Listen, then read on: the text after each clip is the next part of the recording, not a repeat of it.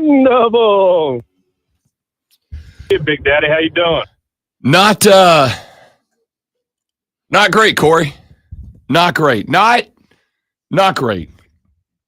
Ladies and gentlemen, welcome in the Rob Brown Show on your radio. It is the Fan Upstate. Happy Monday.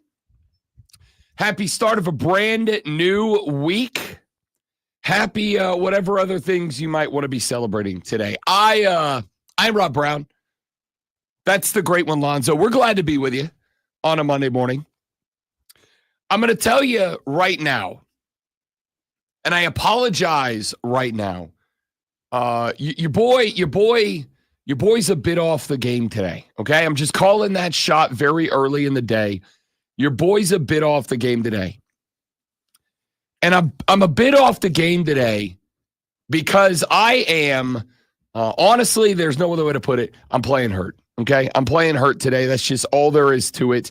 It's a long day, and I have to tell this story about why I'm playing hurt today for the great one, Lonzo, because I know he's going to appreciate it. It is a moment in time that he's been waiting for a long time, and it feels frankly important that I tell Lonzo why I'm playing hurt today. Yesterday afternoon was a wonderful, wonderful day in the existence of one Rob Brown. Yesterday was a glorious day. It was Masters Sunday, and boy, what a day it turned out to be.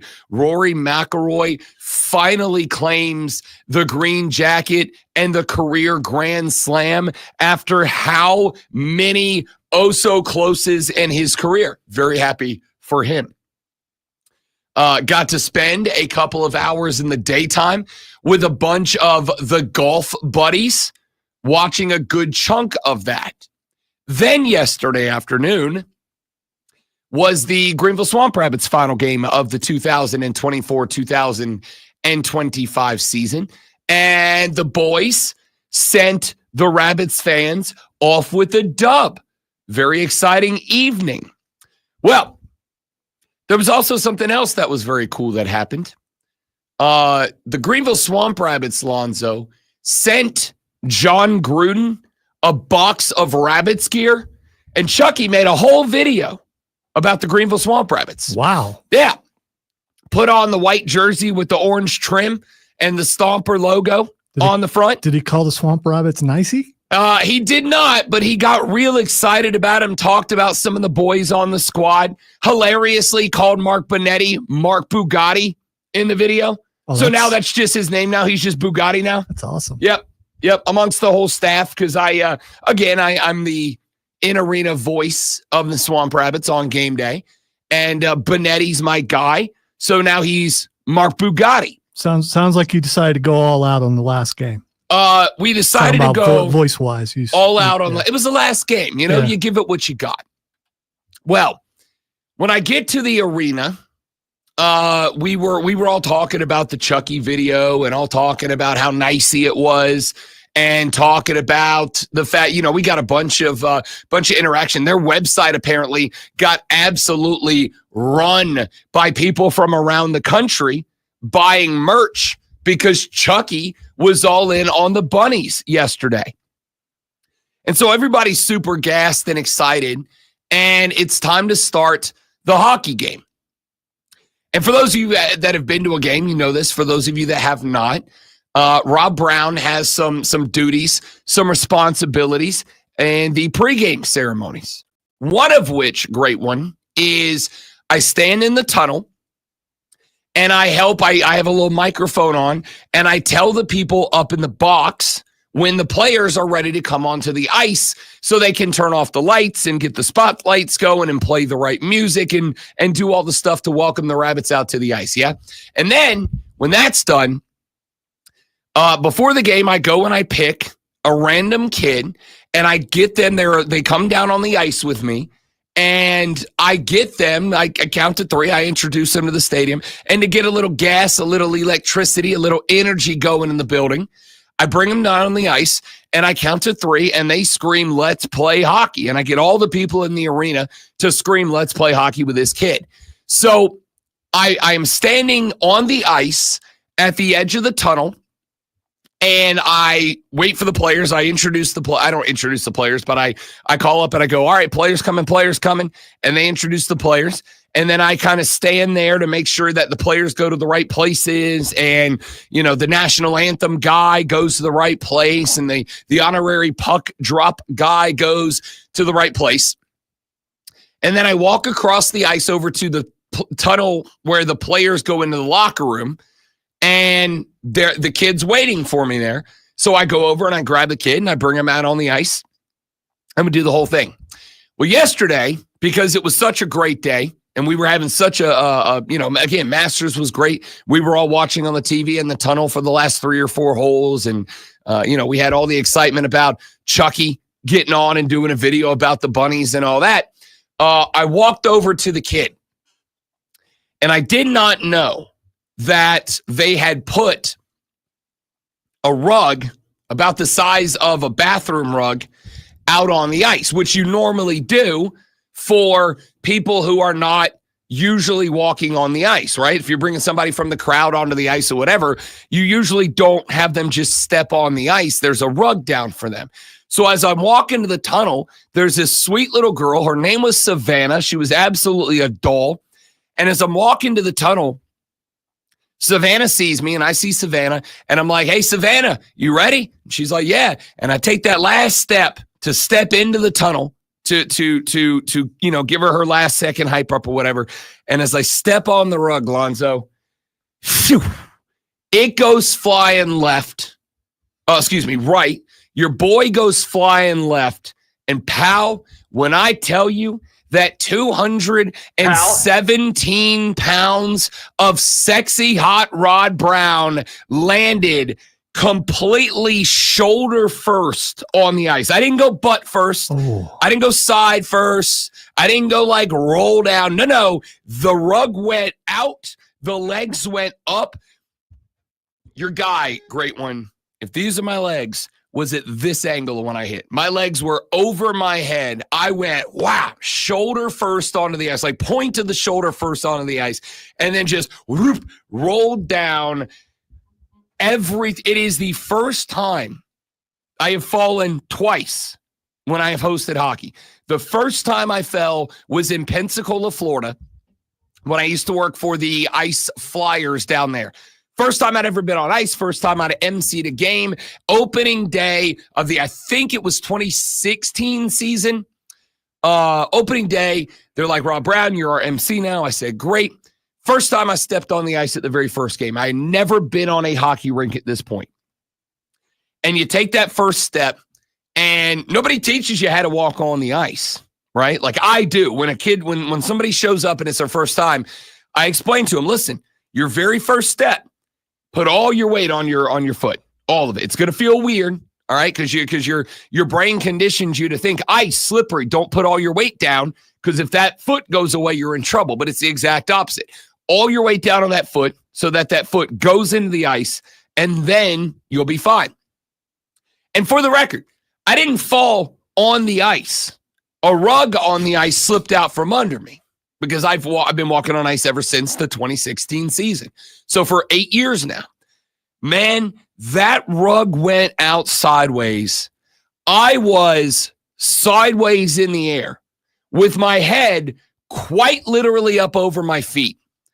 I landed shoulder first, directly on the side, compounded into the shoulder, and then the rest of the body just went down after it.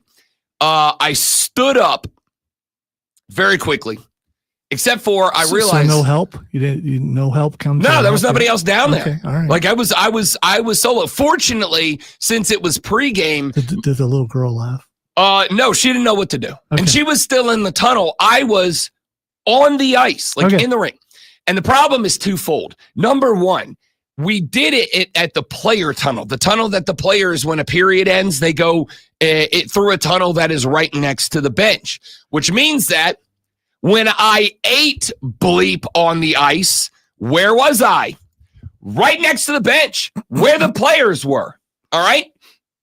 And number 2, right next to the bench where head coach Kyle Mountain, buddy of the show, is. Did you make any eye contact? When I stood up, and it was a slog because, man, it bleeping hurt. When I stood up and I was able to, first I had to, process what happened. Then, you know how when you get hurt, before you recognize what happened, you feel fine, but then all of a sudden it's like, boom, nope, that sucks. As I'm getting up, I realize, I have messed the shoulder and the hip. They are messed up. So, it takes me a second, and I get up, and as I'm standing and I look, there's the 5 guys starting on center ice, directly staring where I am. And then every other player is on the bench, directly staring at where I am. And Mountie is up standing on the platform on the back of the bench, directly where I am. And I look over, and Mountain's got the hockey coach look, which if you don't know the hockey coach look, he stands in the back on a raised platform behind the team, and they cross their arms and they just stare out. It's the stereotypical hockey coach look. And Mountain just looks at me. And as I finally get to my feet, Lonzo, the smile just very slowly creeps up the side of the head. He's just like, I'm like, I don't know what to do. And then once I stand and I look, and the 5 guys starting the game, I can see they're all laughing their ass off. As I turn, I look at the bench, at the, 12 guys sitting on the bench. They're all laughing their ass off. Mountie has this creepy psycho smile coming up on his face. I turn because I'm like, yeah, I'm going to just step in the tunnel and recollect my whole life right now. So I step into the player tunnel to try to collect myself. And then I realize the player tunnel is surrounded by the long-term season ticket holders. The longer that you have a season ticket, the closer your seats migrate to behind the bench. That's where you want to be. You want to be behind the bench, right? So all the people that are in those seats, these are people that they've been coming to Rabbits games for, years and years and years. Before I got here, they've known me since I started in this role with the Bunnies 2 years ago. I have met them all. I've interacted with them all at events and games and whatnot. And I step in the tunnel and I look up, and there's legitimately 20 families of people that's what they do. They come to hockey games. And one of them, a guy named Greg, who has been there for years, super nice guy. He sits on the railing next to the player tunnel. And as I step in the tunnel thinking, okay, well, that sucks, and I'm embarrassed, but at least that part's over. When the game starts, nobody's going to remember. And he looks over and he goes, Rob Brown, that sucks. We're never going to forget that. And I went, okay, Greg. So, but at this point, I got to go back out on the ice because I got to go do the thing with Savannah, right? With the little girl. I got to bring her out there. We got to go do our thing. So I step back out on the ice. And at this point, Zoe, for whatever reason, I have just completely lost the ability to speak English, right? So ordinarily, I would go out there and go, Greenville, Swamp Rabbit hockey. Let's make some noise. And I would get everybody hyped up and everybody, yeah, woo. And then I go, this is Savannah. She's our Let's Play Hockey kid, to get everybody gassed up. I can't even do it now. Juiced up, a little electricity in the building. When I count to 3, we're all going to scream, let's play hockey. 1, 2, 3. No, I walk out there and I'm like, Greenville, hockey. I lose the ability to speak. And so I bring Savannah out there and I'm like, this is my friend Savannah. Count of 3, let's play hockey. What? And I assume that by the time I got done with that, we were playing the South Carolina Stingrays out of Charleston, South Carolina. I assumed that they got to be like, who is this guy? They got this guy. He's the only person in the arena with a live microphone, and he doesn't know the English language. What are we doing here? Oh, it was bad. So I walk back into the tunnel, and at this point, I tell the guy up that runs the game, the director of the game, I'm like, buddy, you're going to have to give me a break here. Like, I need 5-10 minutes. Buddy? I need like 5-10 minutes. And he's like, what happened? And I'm like, what do you mean what happened? And he goes, oh, we all saw it. I just wanted you to have to say it again. I was like, word. Okay. Yeah. I'll tell you what happened. What happened was that I ate.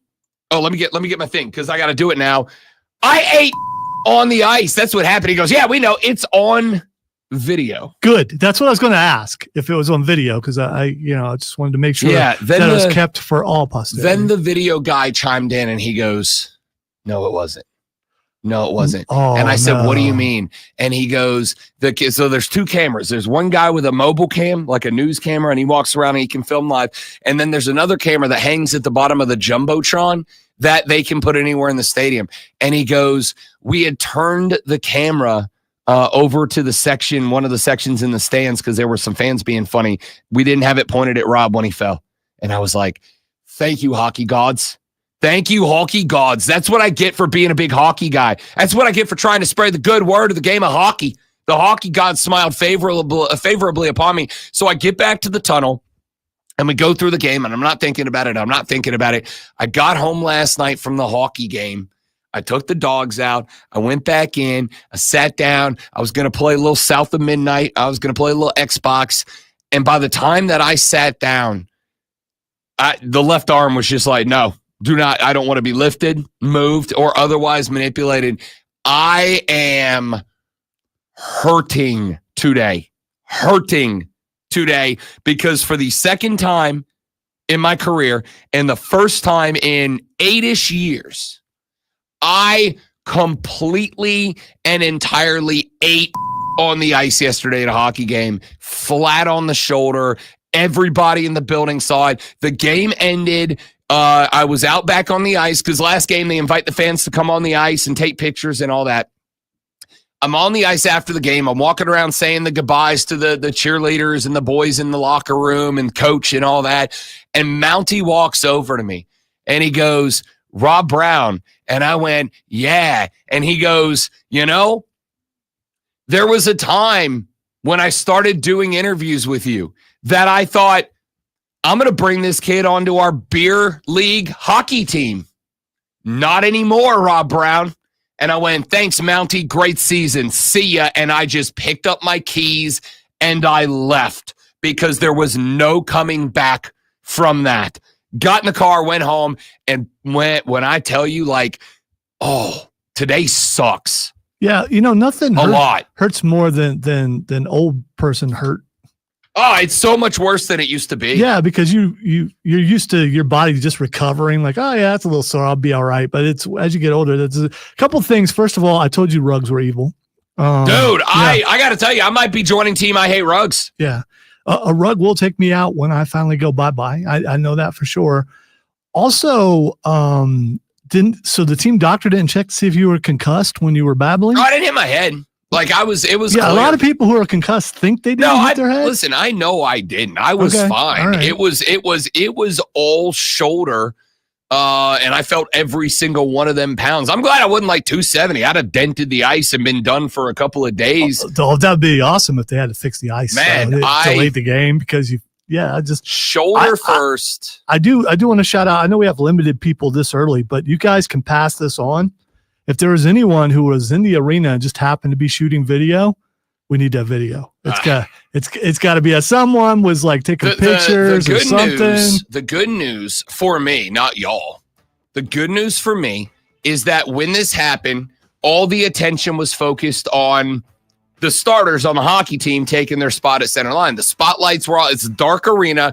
The spotlight was all on them. The cameras were all on them. Nobody was necessarily focused on me. But I have to imagine that out there somewhere, there is likely a video of like somebody from the other side of the arena filming the fellas lining up for the final national anthem of the season. And off in the background is some goober in a white hockey sweater with a blue Irish driver's cap on, just taking a tumble. And again, fully and entirely meeting every single letter of the definition of that guy just ate because I did. So, if throughout the course of the day on the stream you see me working the shoulder, if you hear me kind of every now and then go, just know I have tapped the play like a champion today sign, and I am fighting to get through it for you, the people. When we come back, Masters, Rory McIlroy finally gets it done. The NBA playoff field is locked. The NHL playoff field is almost locked. And Nico Iamaleava. That whole situation got weird this weekend. We'll break it all down on the Rob Brown Show and the Fan Upstate. Oh.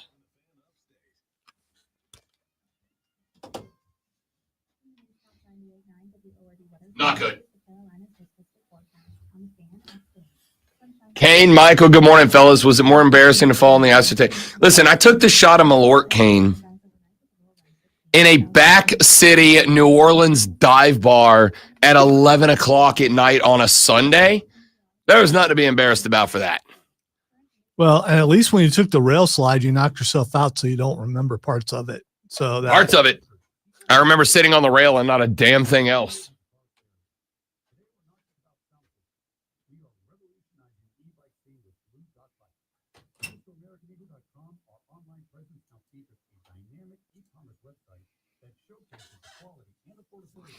In a situation like that, which hurts more? Your body or your ego? I'm gonna go with ego.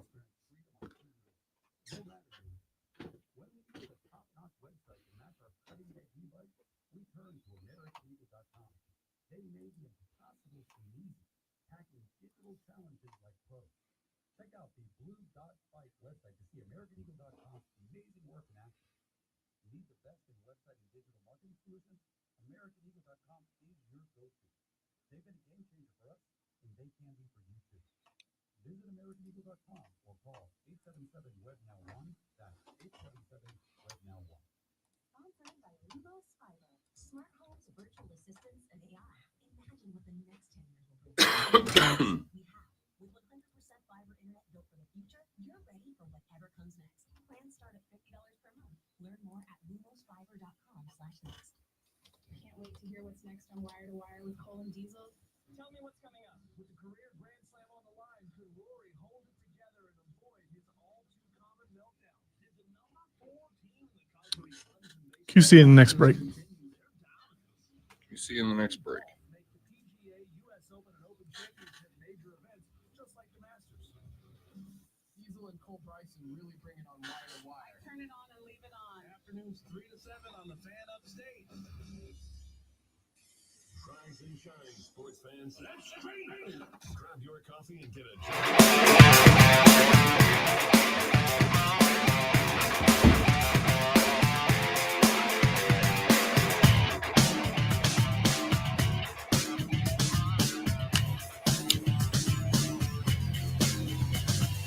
Rory McIlroy gets it done, completes the career Grand Slam by winning his green jacket in a playoff yesterday against Justin Rose. Had an opportunity on 18, about a 5-footer to walk it off in regulation, pushed it just to the left.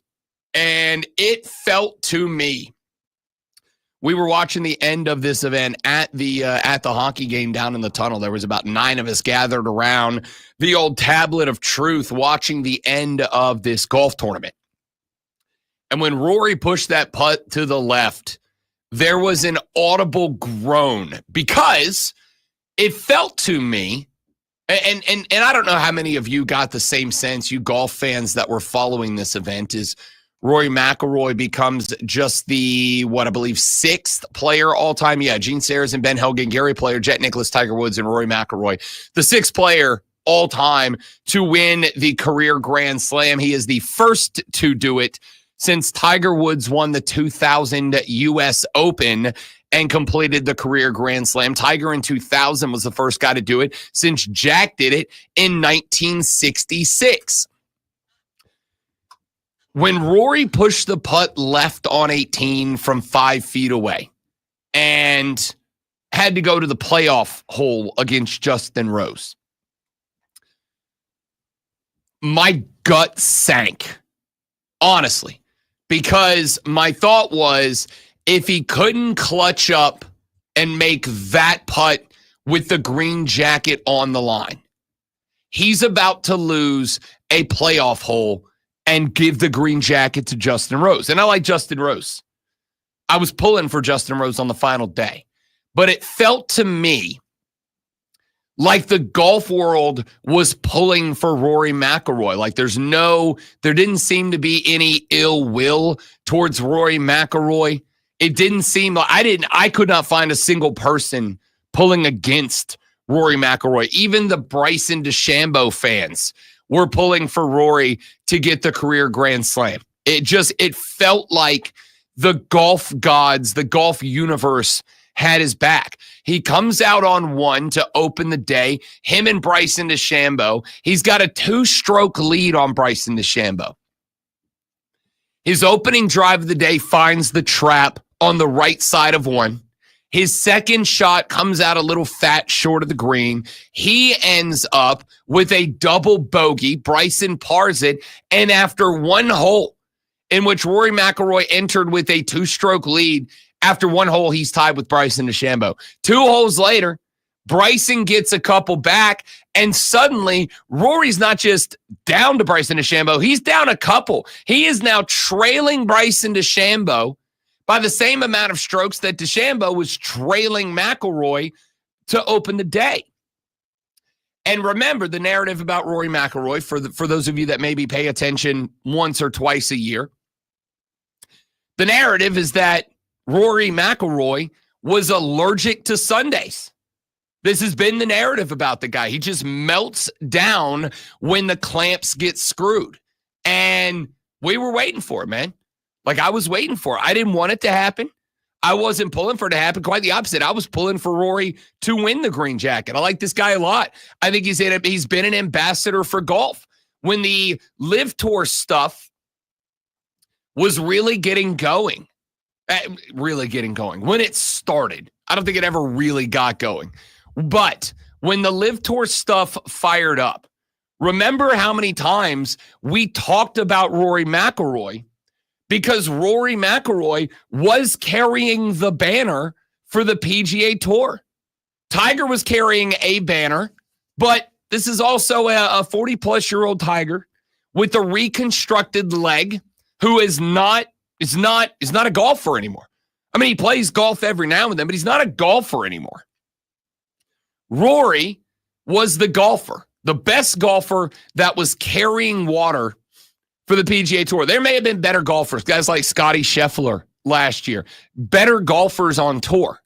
But Rory McIlroy has a fistful of major championships. Rory McIlroy was a guy that was always up at the top of the field at every event. And he was the one carrying the banner for the PGA at the point that Live Tour became a legitimate, honest threat. And Rory McIlroy carried the banner for the PGA Tour up until the point where the PGA Tour effectively said, stop. We're gonna let these guys exist. We're gonna see if we can strike a deal, strike a bargain, get something going where both of these events can coexist. We're going to try to get something going where both of these tours can thrive, can work together. Maybe we'll do some crossover events. They'll do some of their own thing. We'll do some of our own, and we'll bring everybody together for the 4 major championships. And we're going to strike a deal. And at that point, effectively, Rory got told by the PGA Tour to back off. And he did. But up until that point, Rory McIlroy was the guy who was, for lack of a better term, defending the honor of the PGA Tour while the Live Tour was threatening it. And I appreciated that when it was happening. I appreciate it now. I appreciate the fact that he did it as long as he did it, because had the PGA Tour given in, had the Live Tour with their unlimited finances figured out a way to take down that tournament when the Live Tour was finding its stride, We may not have the PGA Tour as we know it today. And so I appreciated that out of Rory then. I appreciate it now. And because of that, I was pulling for Rory McIlroy in this tournament. When yesterday started, there was a group of about 10 of us that were watching the beginning of the tournament together yesterday. And when he put his opening drive of Championship Sunday in the dirt, the Masters party that I was at went silent because there were 10 people there and all of us were pulling for McIlroy. That is not true about any other golfer on the tour. They'd show DeChambeau, and about half the people would be like, man, I like Bryson. I hope he gets it done. And about half the people were like, yo, bleep that guy. And then they'd show, Corey Connors. Nobody has a reason to dislike Corey Connors, but there's also not a lot of reason to like Corey Connors. And so about half the people there were like, it'd be kind of fun to see a guy, just some guy who wins this thing. And about half the people were like, get this guy off my screen. Show me Scotty and Rory and Bryson and Rose, the guys that have a shot. Show me them. Anybody that Justin Rose came on the screen, about half the people were like, yeah, like, all right, he's 44 years old. He's got a legacy. He's got some history to him. But like, this isn't a guy anybody's pulling for. Like, nobody's team Justin, right? But when Rory McIlroy came on the screen, just about everybody was like, let's go. Let's go. That's my guy. That's my dog. I'm pulling for him, whatever. There were, of the 10 that were there, 4 of us that gamble. And we were all talking about the bets that got locked down. We were all talking about the fact that, I got Rory for a top 10. I got Rory to win. I got, here's my FanDuel team. I took Rory on all of them, whatever. Everybody was on this guy's bandwagon yesterday. And for a guy that has been historically and traditionally allergic to major championship Sundays, to watch him get it done, and not just get it done, but get it done on a sudden death playoff hole that was custom crafted to be historic in the worst way possible, to be historic in a way that we are talking about. No matter what happened on that playoff hole, we were going to be talking about this for a long time. It was either going to be Rory finally got it done, or it was going to be Rory didn't just melt down, but he had one of the biggest collapses of all time. And I didn't want to see that. Mainly because I was, in this part, like it's going to sound like a joke, it's not. I genuinely worried that if Rory McIlroy melted down on that hole and lost that tournament on a play-in hole against Justin Rose, I genuinely worried that would have been the end of Rory McIlroy's career, because I don't know how you come back from that mentally. After the number of so close yet far aways that he has stacked up in Augusta, I genuinely don't know how Rory could have come back if he would have lost that on a playoff hole yesterday, especially when he had a 5-footer to avoid it in the first place. I think the strongest mental mind would have broken if that happened. 844-326-3663, 844-FANFONE. That is the number to the Hub City Spartanburger text line, 844-326-3663. You can also call in. Join us on the live stream, The Fan Upstate, on Facebook, YouTube, or Twitter. The Rob Brown Show on Facebook, YouTube, or Twitch. We're back after this on The Rob Brown Show and The Fan Upstate. All right, guys, stay right there. I got a live read. We'll be right back. Don't go anywhere.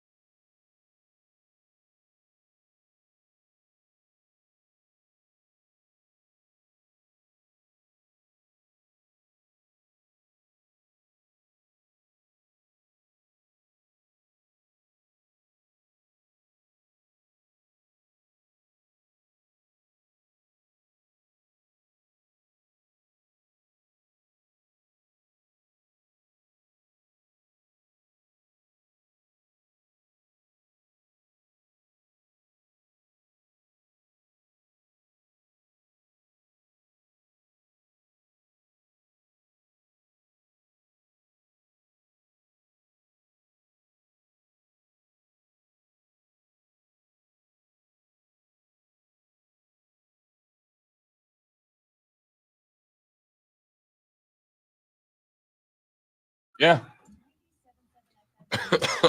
At least I could have lied about that.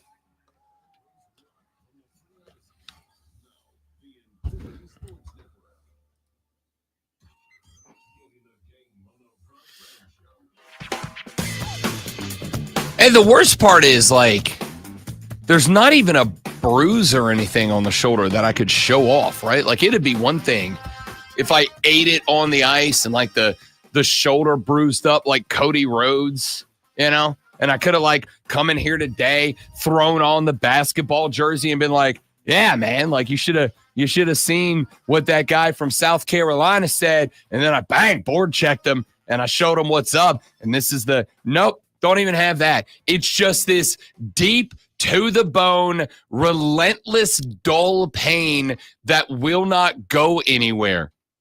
And the constant threat of public shame every time I go to the hockey rink from this point forward that everyone there is going to be like, hey, Robert, and I remember when you busted your ass. Dude, it's the last game and there's no video evidence. No one's going to remember next year. I don't know. I don't put it past somebody to send that video in, and next year opens with a highlight reel from this year that is capped off with the in-arena host completely eating bleep on the ice. Plus the nature of that level of hockey, there's a lot of rotation that goes on. I mean, there's a shot that no one's there next year that was there this year to remember that you, except for, the people in charge. But here's hoping. Hey, guess what, everybody? We have to acknowledge something. Hey, real quick, did Benetti see it? I have no idea. I haven't talked to him yet. Okay, all right. He's coming on Wednesday to do a 2024-25 post-mortem of the Greenville Swamp Rabbit hockey season. The Bunnies eliminated from the playoffs a couple of weeks ago. So the last game was indeed the last game, and we will evaluate the season, what went wrong, what went right, and what there is to grow on going into next year with Mark Benetti on Wednesday, and we will ask him the question. Well, I'm going to say, if he's going to recap the season, if he saw it, that definitely makes the recap. Yeah, I mean, for some people, it's probably a highlight. We will find out when Mark Benetti joins us at 8:40 on Wednesday, because if anybody in that building saw it, it was indeed Mark Benetti from up in the Eagles nest. He sits up in the top. He's got a view of the whole rink. If anybody saw it, he and apparently head coach Kyle Mountain and the entire hockey roster were the guys who saw it. How could they not? I was right in front of them, and Benetti sits up in the sniper's nest. So we'll find out. We'll find out on Wednesday. Let's see. Oh, you know what? I was gonna save this for later on in the show, but I just got a text. The text says, "Hey Rob, it's Kate, Ezra's mom. Him and Lucas were so excited to meet you at the hockey game and give you the artwork." I was gonna do this later on in the show, Miss Kate, but since you brought it up, I'll do it now. So you could do it again later too. Yeah, probably will. And also, this is eventually going to become an away art for the stream. Before the game started yesterday, conveniently, after I ate bleep on the ice, I was walking into the tunnel, and as I was trying to walk down the tunnel to disappear from the public eye as much as possible, I heard my name shouted. And I turned around, and there were two young men, Lucas and Ezra, who were leaning over the railing. And they were like, "Rob Brown." And I said, "Yeah, man, what's up, guys?" And I walked over, and they handed me, great one, they handed me something. They handed me this bit of artwork that they did of the show. They did a phenomenal little drawing of the great one, of myself, from our pictures. And I want you to notice that not only did they hit the show logo, great one, but underneath it, they wrote Rob, Lonzo, and you on the fan upstate. You know that thing I say every time we come back from a break? Quoted me there, but that's not all. They also provided us with home-drawn playing cards of myself and of the great one, Lonzo. They gave us playing cards down to putting Zoe and I in the unis of our favorite NFL teams. They put me in the Drew Brees jersey and drew the little fleur-de-lis in the corner. They put Zoe in the Patrick Mahomes jersey and drew the little Chiefs arrowhead down in the bottom. They wrote our names. We have official Rob Brown Show trading cards via Lucas and Ezra, who hooked us up at the game. And Kate, you can tell the boys that this is going to be, after the show today, scanned in and is going to become away screen artwork on our live stream because it is just that good. It's spectacular. Yeah, I love it. Rob loves it. It was awesome. Thank you. Yeah.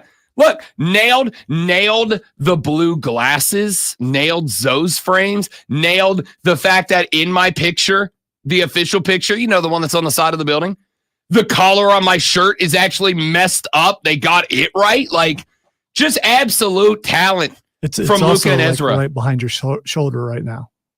Oh, it is. How about that? Look at that. Sure is.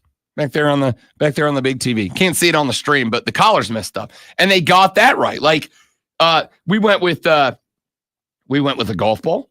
We went with a hockey puck, a soccer ball, a basketball, a football, and a baseball. The boys did us well. All right. Much appreciated to Lucas and Ezra for some incredible artwork and for the Rob Brown Show trading cards provided to us. They will be scanned in today and will become part of the online web streaming feature. And after that, that's getting framed and hung on my wall. That is 1,000%. Not even on. I'm going to be selfish. Not even on the studio wall here at the Radio Ranch. That's going on the wall in the Bro Cave. There you go. You should take that home for sure. Yeah, that's gonna be artwork. Well, I got an artwork wall in the Bro Cave, and that's 100% going on. So thanks to Lucas and Ezra. They said we listen to the show every day. We love it. I gave them the highest of 5s, and we appreciate the artwork more than we can tell you, fellas. Well done. Thank you very much. That's awesome. So, Miss Kate, if they are not listening, please pass on that I talked about them on the show and that we very much appreciate that. It was awesome. All right. You guys ready? It's time to do something that it's needed to be done all weekend long. We're going to do it now. Lonzo, it's time. Oh, no. Oh, no. After beating the Philadelphia Phillies 2-1 in a series last week, I came in on Thursday and I said, hey, maybe there's a little pop for the Atlanta Braves. Maybe there's a little something working for these Bravos. Maybe that left coast swing against the Padres and the Dodgers, 2 teams that are both expected to not just be in the playoffs, but the team that definitively is, capitalized, bolded, italicized, and an exclamation point at the end, is the best assembly of baseball talent in the history of the game of baseball. Maybe it was just a bad swing. And maybe the Braves are going to be fine. They came back to the home. They got a little home cooking. They won 2 out of the 3 against the leaders of the NL East. You want to guess what happened since then? The Braves went down to Tampa Bay to take on the Rays, a team that I said not only was beatable, but a team that was sweepable, and a team that if Atlanta truly is going to find their way back, all they had to do was go win a series against Tampa and then win a series against Toronto. Guess what they didn't do? 1-2 on the road against Tampa. They lost the opener 6-3. They stole the Saturday night game, and then they got smoked 8-3 last night. Chris Sale is now 0-2. Listen, you can talk all you want about, well, for a guy to win, he's got to have run support. And you're right. 4.1, 6 hits allowed, 4 runs, 3 earned, walked 3, K'd 7, and gave up a home run. Pierce Johnson came in through 1.1, gave up 2 runs, both earned. De Los Santos came in, gave up 2 hits and 2 earned runs through 0.1 innings pitched. Peterson came in, pitched the final 2. Only guy not to get touched up. No hits, no runs. From the plate, Atlanta collected a whopping 4 hits. And it wasn't exactly like Tampa Bay was rolling out their best. They brought out Joe Boyle, a 6'8", 250-pound, 25-year-old right-hander who in the last 7 days has pitched nothing but accept the Braves. His first start of the year. And unlike Chris Sale, who is 0-2, Joe Boyle is now 1-0 because the Bravos stink. There is no more, to me, there is no more, Rob Brown, you just got to give him time to turn it around, because here's the thing. You have all, those of you that have tried to say, Rob, you're hitting the panic button too early. They had a left coast swing. Of those 15 games, 7 of them, not even 8, be better if it was 8. 7 of them were out on the left coast against 2 of the best teams in the National League. Guys, you gotta take a couple of them. You were 0-7.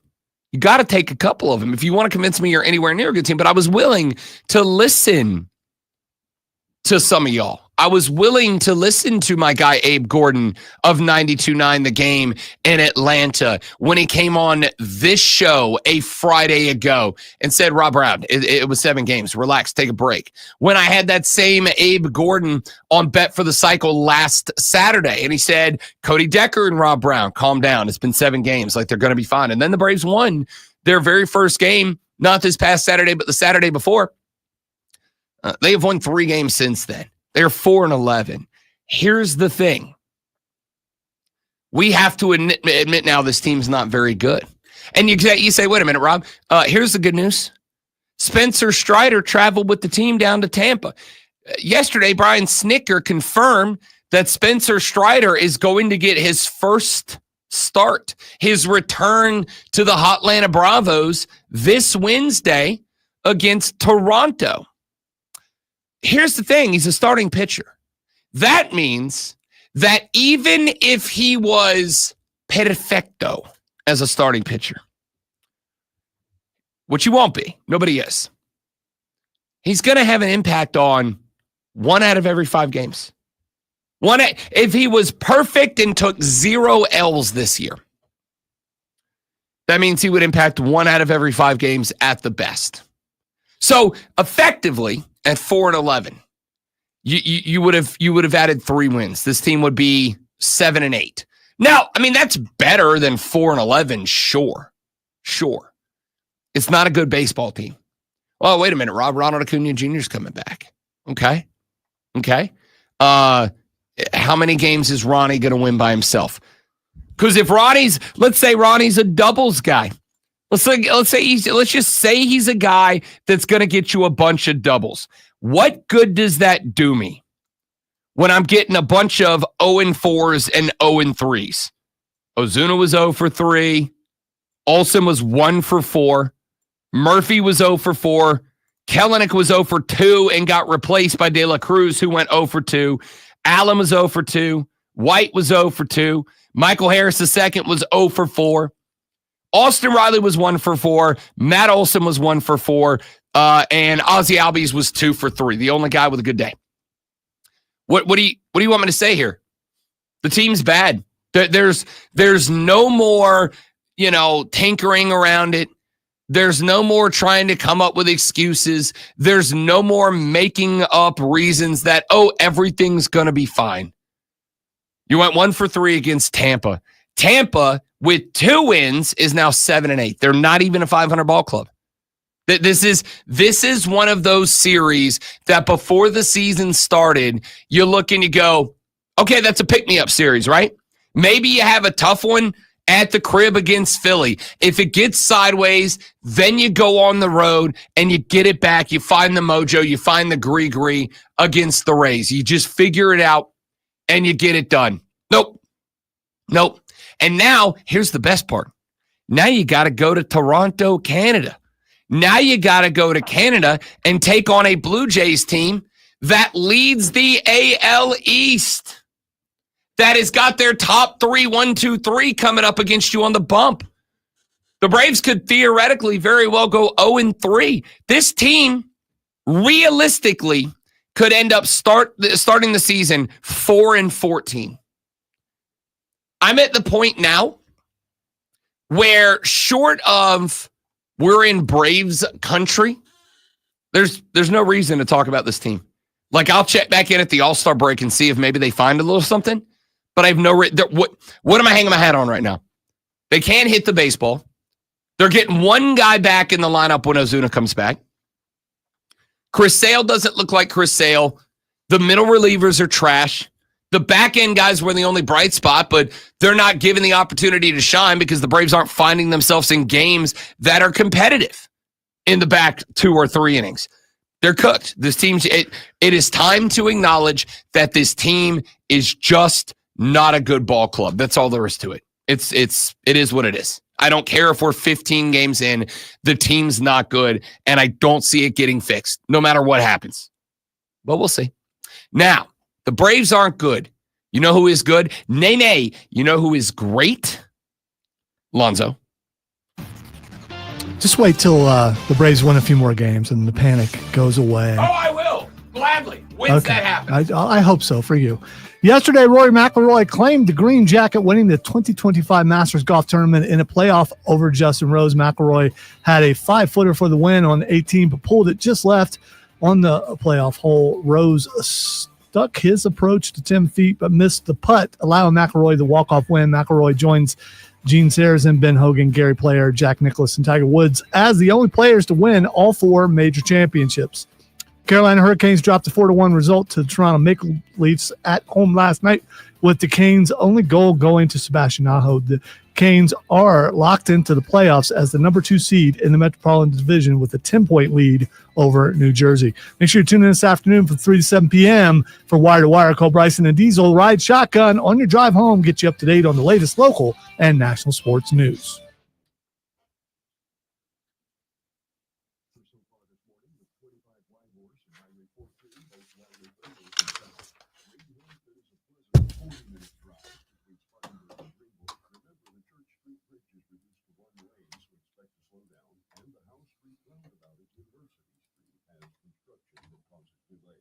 From the News Talk 98.9 WORD Traffic Center, I'm Bill Brooks on the Fan, upstate. If you owe money to the IRS, they'll come after you until you are flat broke. Don't just roll over and take it. The IRS has changed. If you owe more than $10,000, you may be eligible for a huge break, as much as 87%. Haven't filed a return for years? It's time for Guardian Tax. Your happy clients are celebrating. The IRS was going to levy my bank account, but Guardian was able to prevent that and fix all my IRS issues. Thanks again, Guardian Tax. Is tax debt ruining your life? The IRS now has special programs. Guardian Tax understands how the IRS works, personal or business. This is the fresh start you've been praying for. You're scared of the IRS, and for good reason. Guardian Tax is the company that wins when you need it most. Guardian Tax Service is really great to work with. They really help me out. I'd recommend them highly. Visit GuardianTax.com or call now for a free confidential consultation. 800-900-1717. 800-900-1717. 800-900-1717. For pure safety and total clean, call Zero Res. Right now, get 3 for the price of 2. That's 3 rooms of carpet clean, but you only pay for 2. Mention the station and secure this deal today. Look online at ZeroResGreenville.com. Buying a new car might make you say things like, I can't believe it. Seriously, it's house? Is this real life? Yeah, it's real life, all right. but what you really need to say. Wow, panic and depression already like a week or so into a season. That's pretty sad.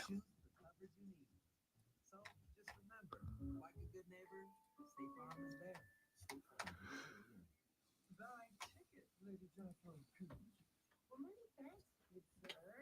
Here is my Discover card. They accept Discover at Renaissance fairs? Yeah, they do here. Discover is accepted at the places I love to shop. Get it with the times. With the ties, you're playing the loot. Yeah, it sounds pretty good, right? Discover is accepted at 99% of places that take credit cards nationwide. Based on the February 2024 Nielsen report. Unique and unlike any other sports talk show. It's BetMGM Tonight, Monday through Friday from 7 to 11, only on The Fan. Upstate. BetMGM Tonight is the red zone for casual and hardcore sports fans. Live sports betting updates for all of the night's games as they happen. Get the latest scores, sides, totals, props, parlays, futures, and much more with real-time, relevant sports wagertainment tonight at 7. BetMGM Tonight, exclusively on The Fan. Upstate. And on the Odyssey app. Your morning jolt of sports. It's the Rob Brown Show. For Kansas City, fast offense, good ball out, good ball out, good ball out, good ball out. For Philadelphia, stop the blitz. Do not let Steve Spagnuolo determine what your offense looks like with his blitzing. I know. Don't hit snooze. Hit play. The Rob Brown Show. Now morning 6 to 10 on The Fan. The Fan. Upstate. WYRB Huntsville. WOR Spartanburg. WFBC HD3 Rhule, the official sports voice of you, the Upstate Fan. Upstate. And Odyssey Sports Nation. Man, check this out. You're an official Rob Brown lockdown. Represents me and win. Yeah. Manufactured locally for the Carolinas. God damn! This is the Rob Brown Show. Man. Upstate. Here we go into hour number 2 of the Rob Brown Show here on The Fan Upstate. Welcome back, ladies and gentlemen. Rob Brown, the great one, Lonzo, and you. Spectacular to have you here on the radio program as we are rolling through the 4 most electrifying hours in sports talk entertainment. Yes. If you missed hour 1 and you're just checking in, not only can you go back when the show concludes to thefanupstate.com and listen to every hour of every day on demand, but you also missed the fact that yesterday at the final Greenville Swamp Rabbits hockey game of the season, your boy Rob Brown was set up. They put a rug down on the ice. I've been walking on the ice for 8 years doing this now. No, I bid it. The first game I did it in like 2016. And yesterday, for the first time since then, I crashed hard. Poof. Yep. Just absolutely wiped out. Damn. It sucked. And so I'm a little bit beat up today. I'm going to keep it a buck with you. I'm a little bit beat up. I'm a little bit sore. I am hurt. I texted the wife last night. She's down in West Palm Beach for a work conference, right? She left on Saturday, spending a couple of days at the beach, and then doing a work conference today, tomorrow, Wednesday. She comes back on Thursday.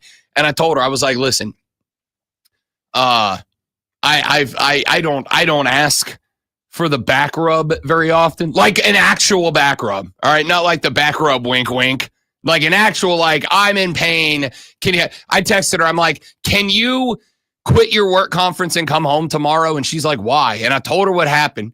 And after she got done with a hysterical fit of laughter, she was like, yeah, no, I'll see you Thursday. I was like, all right, thanks. Love you too. See you then. Bye. Mwah. Lonzo, I don't know that you would have survived what happened to me.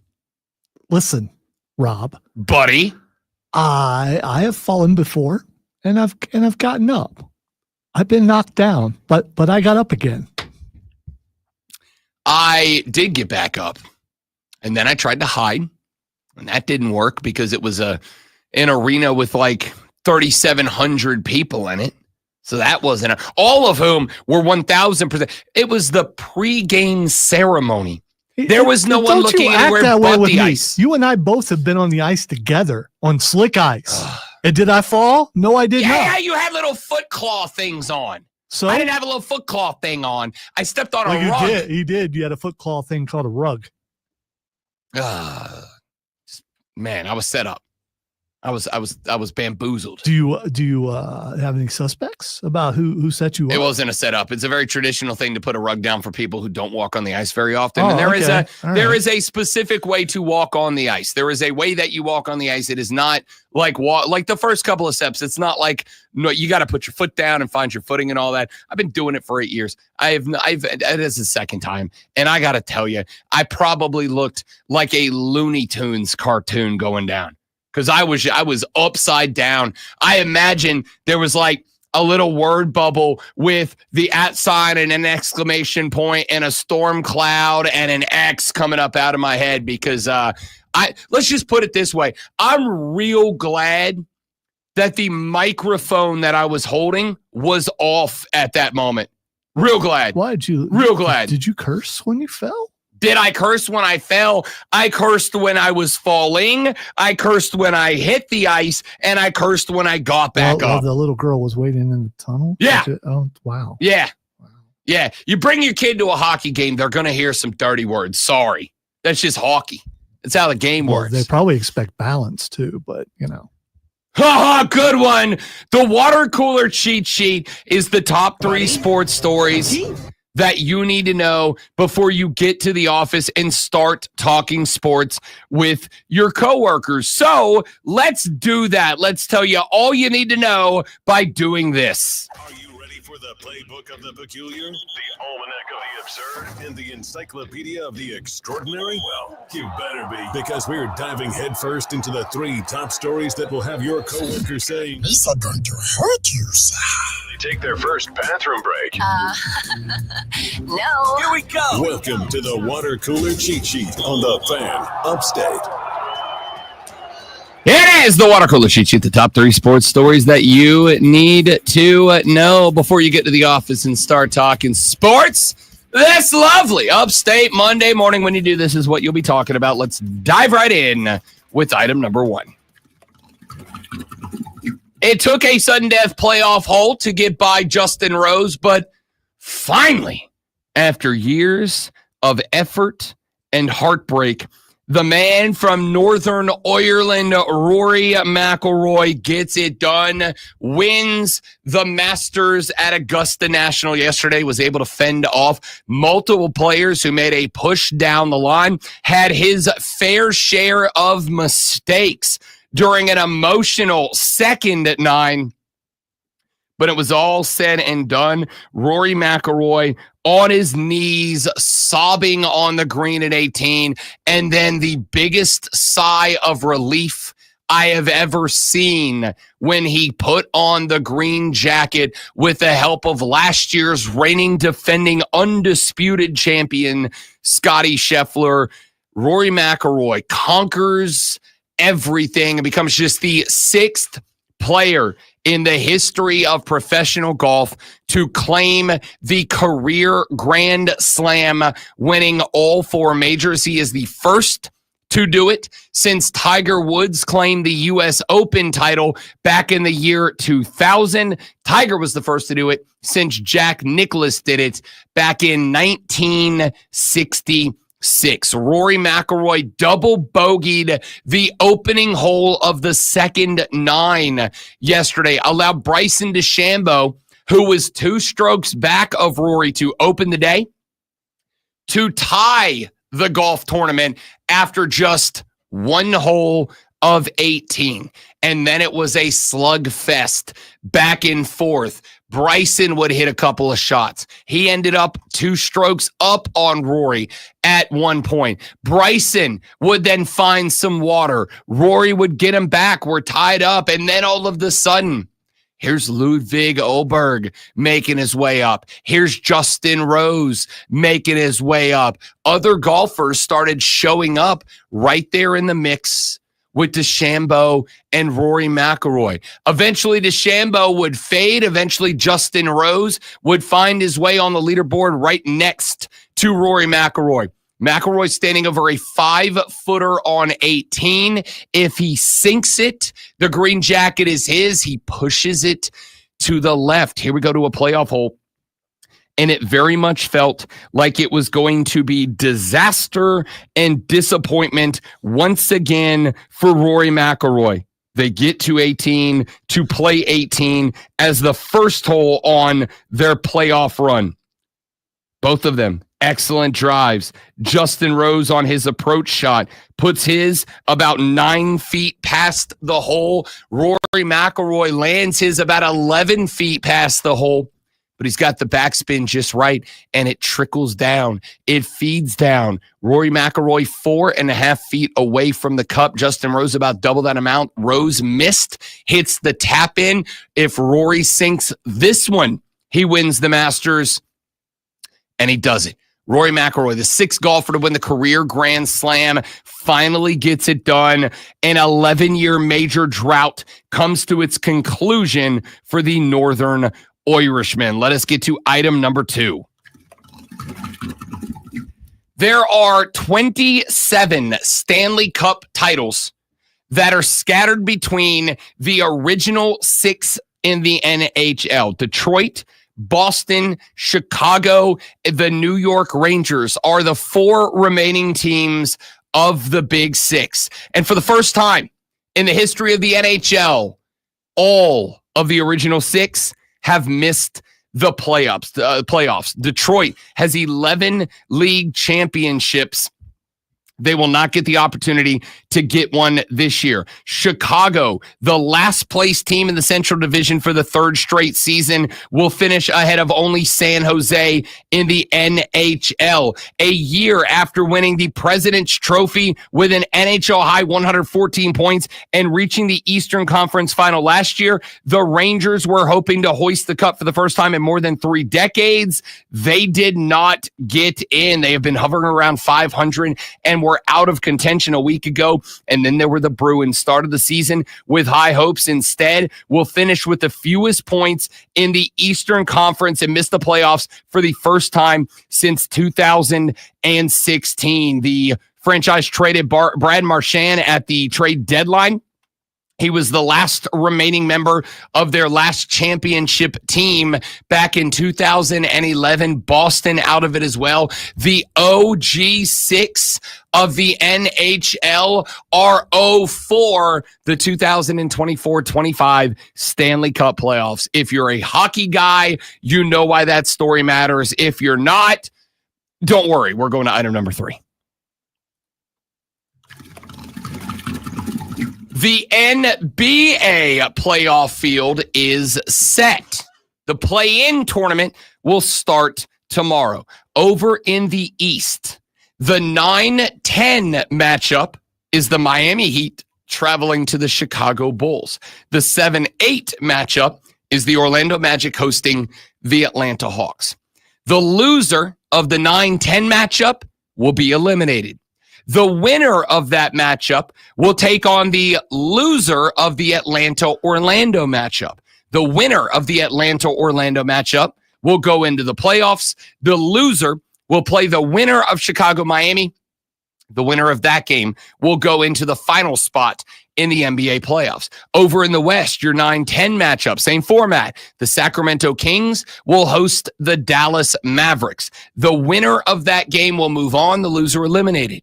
The winner of that game will take on the loser of Golden State, the 7 seed, hosting the Memphis Grizzlies, the 8 seed.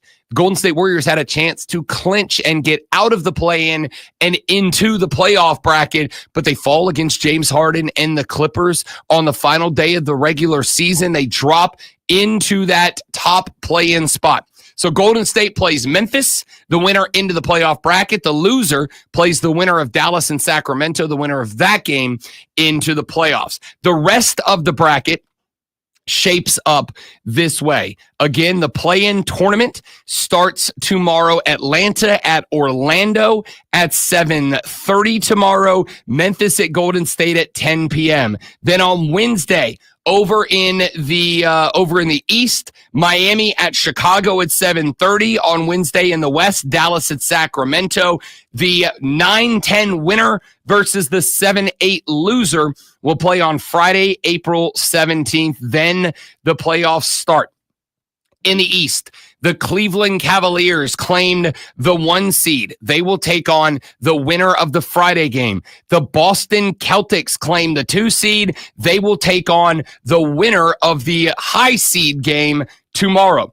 The New York Knicks are your 3 seed. They will take on the number 6 Detroit Pistons. The Indiana Pacers are the number 4 seed. They will take on the 5 seed Milwaukee Bucks. Over in the West, Oklahoma City will take on the winner of the Friday play-in tournament game. The Houston Rockets are the 2 seed. They will take on the winner of the Memphis Golden State game.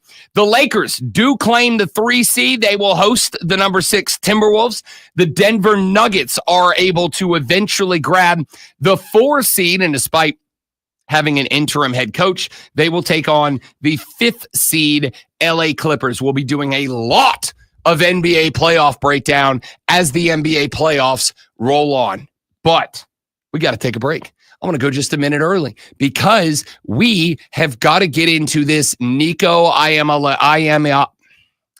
quarterback of Tennessee. Nico Iamaleava. Not anymore. Former quarterback of Tennessee, Nico Iamaleava. See, I can do it. I told you, I am broken and battered right now. Aliava? Iamaleava. Or now, I am Aliva. Because he left. He's gone. I get it. I thought you did a good job with that. He's out of there, according to Josh Heupel, head coach of the Tennessee Volunteers. So what the hell happened? Why is a guy who was a 5-star quarterback and was expected to lead the Tennessee Volunteers to glory moving forward now not doing that? We're going to address the entire scenario when we come back. I'm Rob Brown. He's the great Malonzo. You're listening to The Rob Brown Show. You are listening to the Fan Upstate.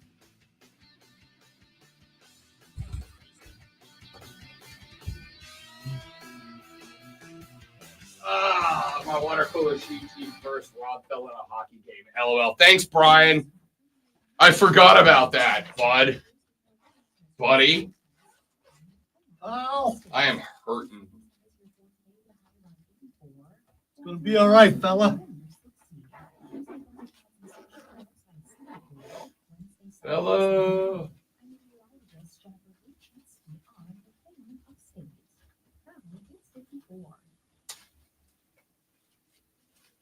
Hey, it's Charlie James. You know, living with chronic joint pain is like trying to get comfortable on a cactus sofa. Nothing feels good. And forget trying to do the things you enjoy this spring, golf, hiking, tennis. You're just trying to get by. I want you to know something. I am just trying to get by Charlie James. You call it sofa or couch?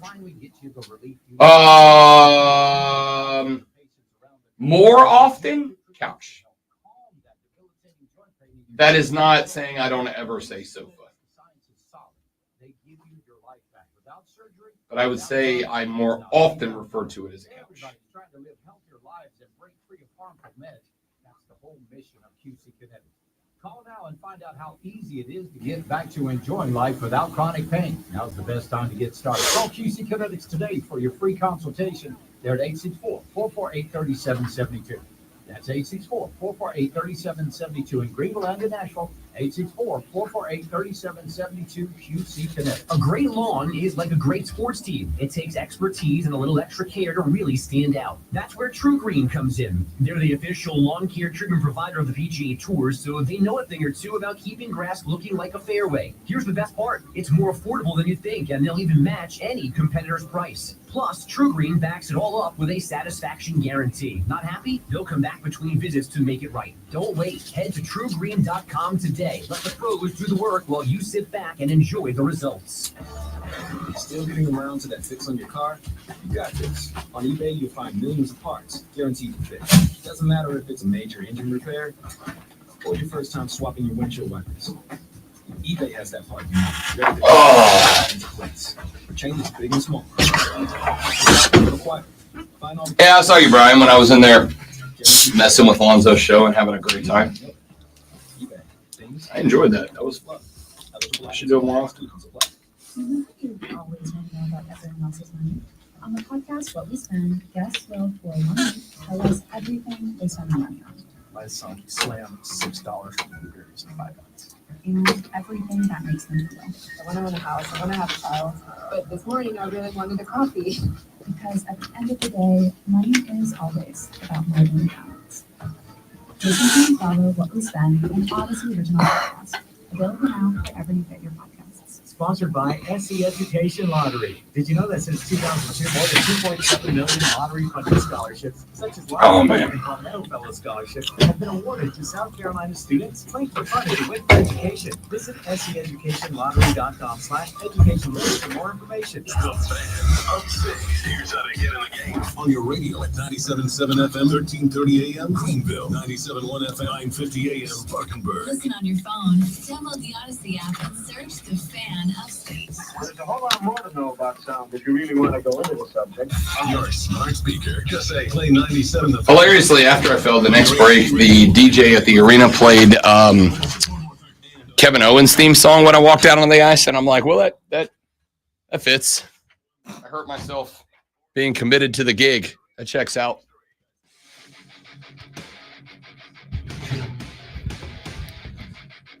The University of Tennessee was very excited a couple of years ago because they were able to, with some assistance from the Tennessee Attorney General, stay tuned, I'm coming to that, were able to land one of the most highly touted quarterback prospects that the Power T has been able to snag since a young man by the name of Peyton Manning, oh so long ago.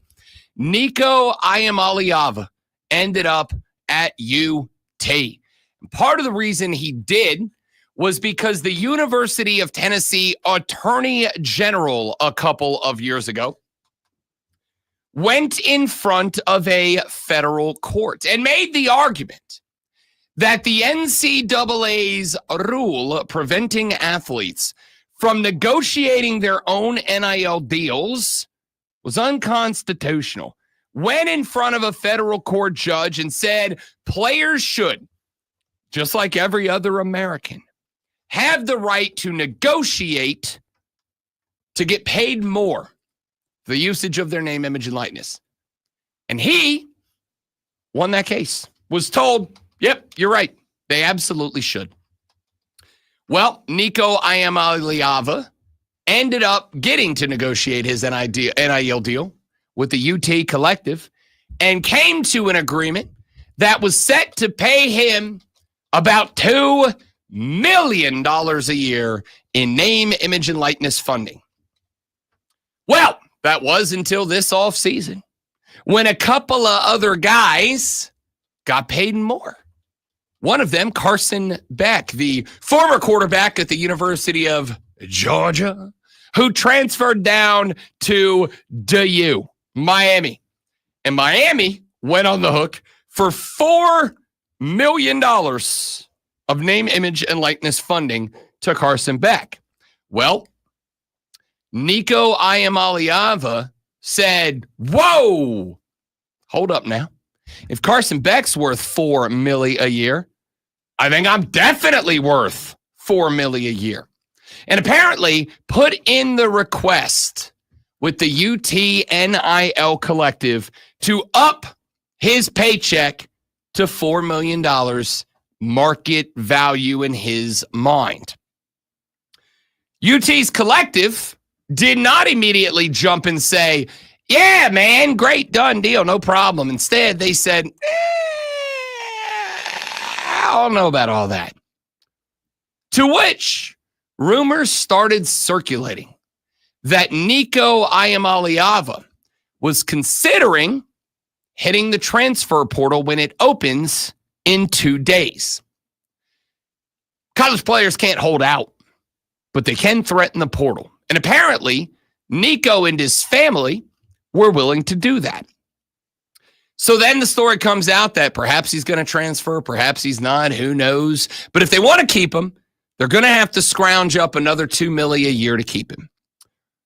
And that was the hot story all the way through Saturday when we were having this discussion on Bet for the Cycle. All the way through Friday when we were having the discussion on this show. Then by the time Saturday rolled around and it was time for Bet for the Cycle, we found out that Josh Heupel, the head coach at UT, had taken to the microphone and said, we are moving on from Nico Iamaleava. In fact, I have got the audio here. Let me get this pulled up because there's Matt Rhule's. Where is my Josh Heupel clip? I got it in here somewhere. I forgot how I labeled him. Anyway, he grabbed a mic, did Josh Heupel, and he said, yeah, no, we're not doing that. Oh, here it is. Here is the commentary from Josh Heupel announcing they were moving on. I'm sure I'm going to get asked about this here in a second, so I'll address it on the front end. Today's landscape of college football is different than what it has been, and it's unfortunate. Just the situation and where we're at with Nico. I want to thank him for everything that he's done since he's gotten here. That's as a recruit to who he was as a player and how he competed inside of the building. And so a great appreciation for that side of it. Obviously, we're moving forward as a program without him. I said it to the guys today.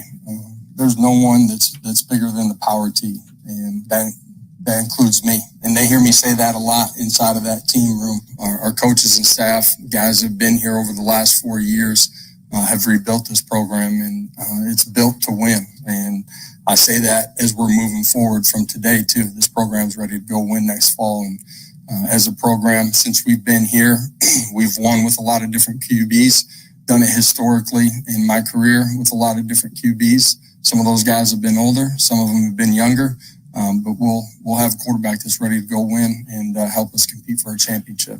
So Josh Heupel grabs a microphone, says, I want to thank him for everything he did while he's here. He competed every day. He was this, he was that, he was the other, but we're moving on without him. And the result, or the reason that was the result, according to reports out of Knoxville, Tennessee, was that Nico just didn't show up on Friday.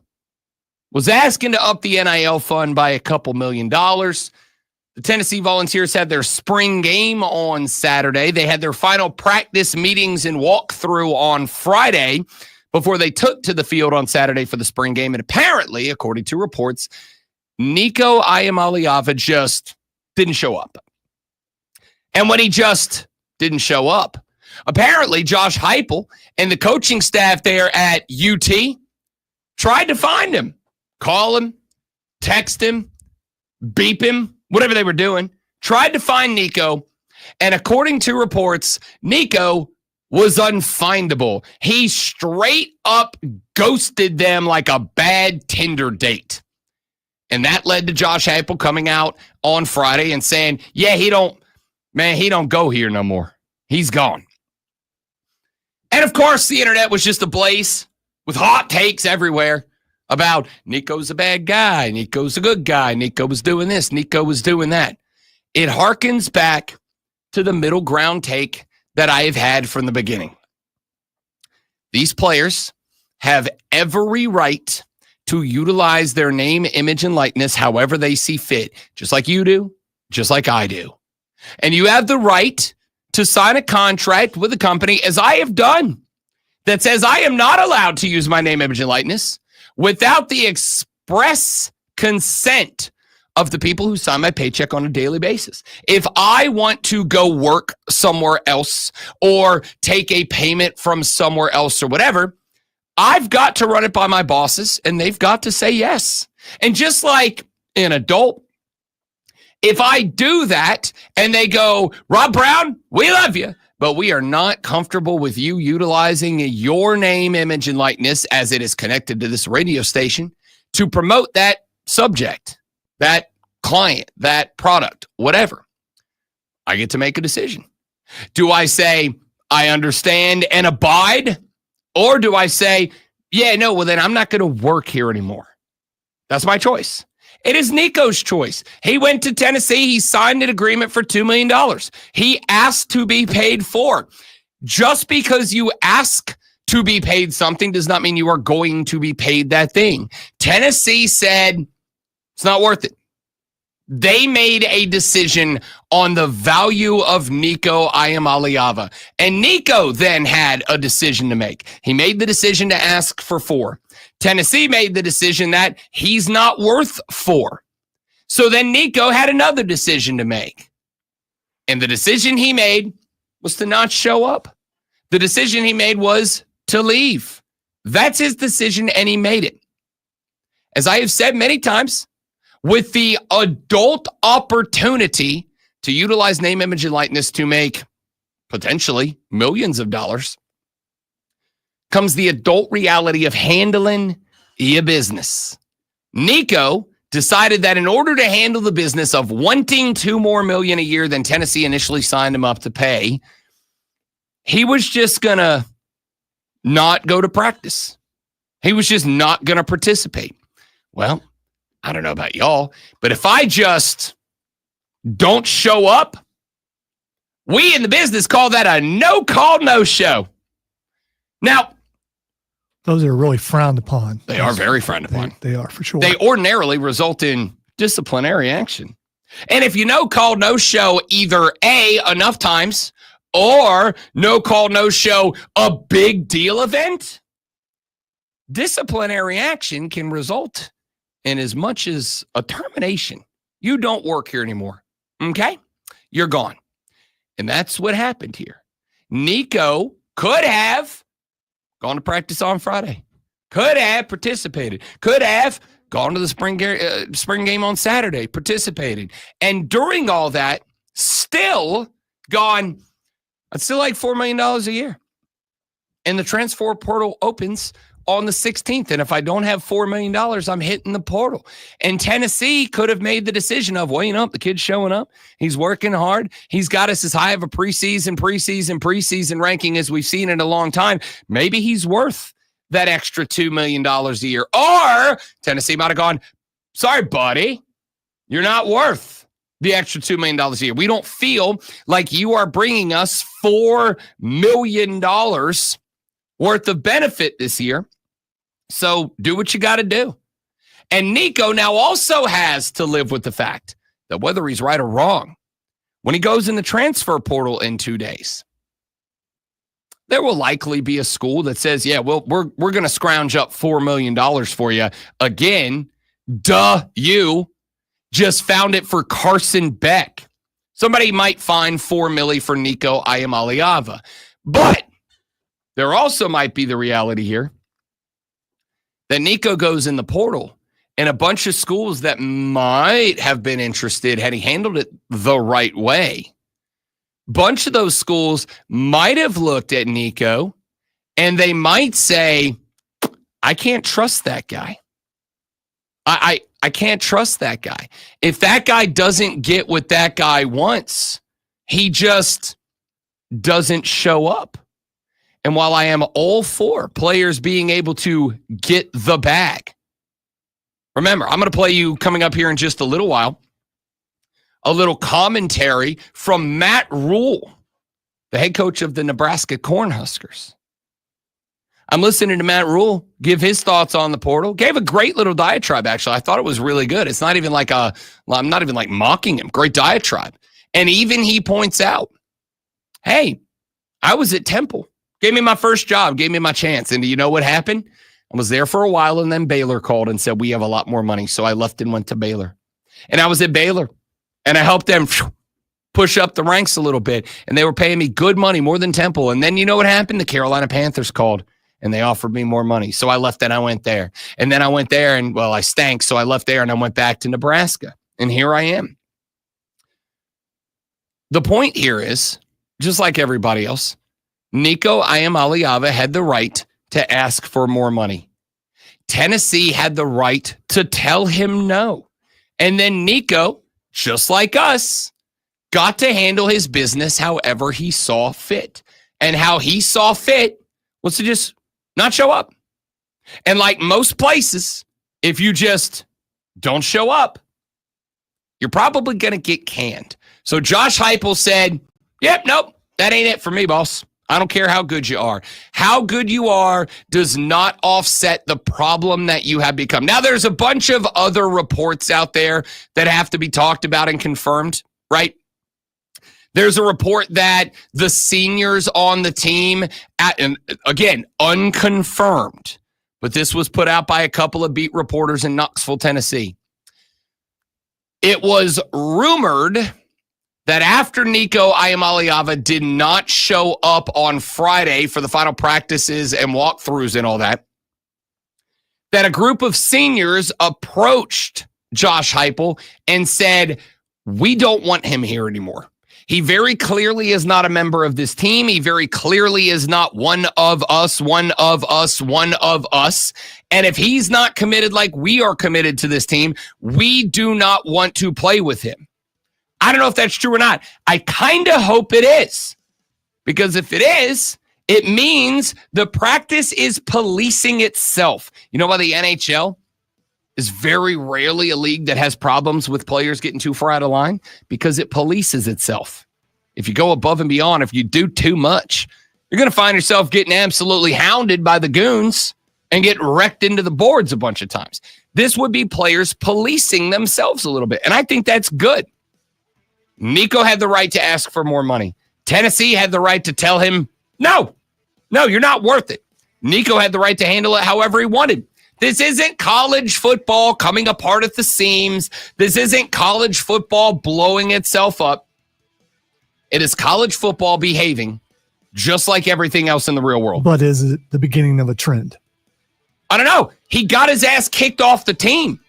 Like, if I'm a college quarterback, I got to look now and go, yeah, I could ask for $2 million more, but if they say no and I get kicked off the team, question mark's going to be what happens to Nico. Yeah, if he does Ohio State come out of the books and go, we got $5 million, Nico? If he gets his money and goes somewhere else, then it could be a trend. He would be the 90th quarterback in the last 3 years to do that. That's not new. What would be new is if the rest of the colleges go, yeah, don't sign him. Nobody sign him. Don't sign him. If we don't sign him, he becomes a warning to everybody else. What happens if Nico doesn't have a team next year? This whole story is interesting. We'll keep talking about it on the Rob Brown Show in the Fan Upstate.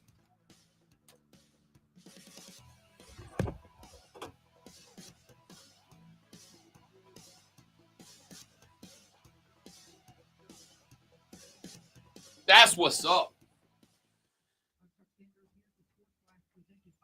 What a fella that R-Truth guy. Buddy of the show. And it was all yellow. The parking lot. Oh, you mean the duck? No. Or the car? Yeah. Car parked. I'm going to go grab me another beverage, y'all. Stay right there. We shall return ever so briefly.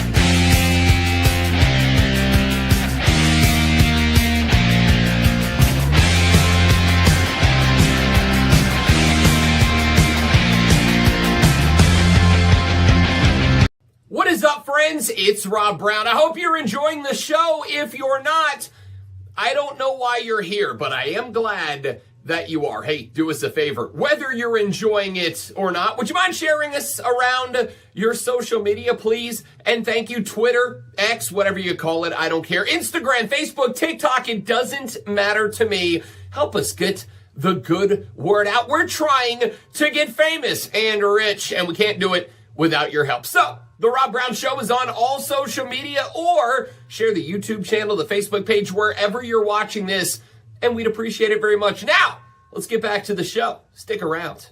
What is up? Said Rob Brown, likely ruining the kid.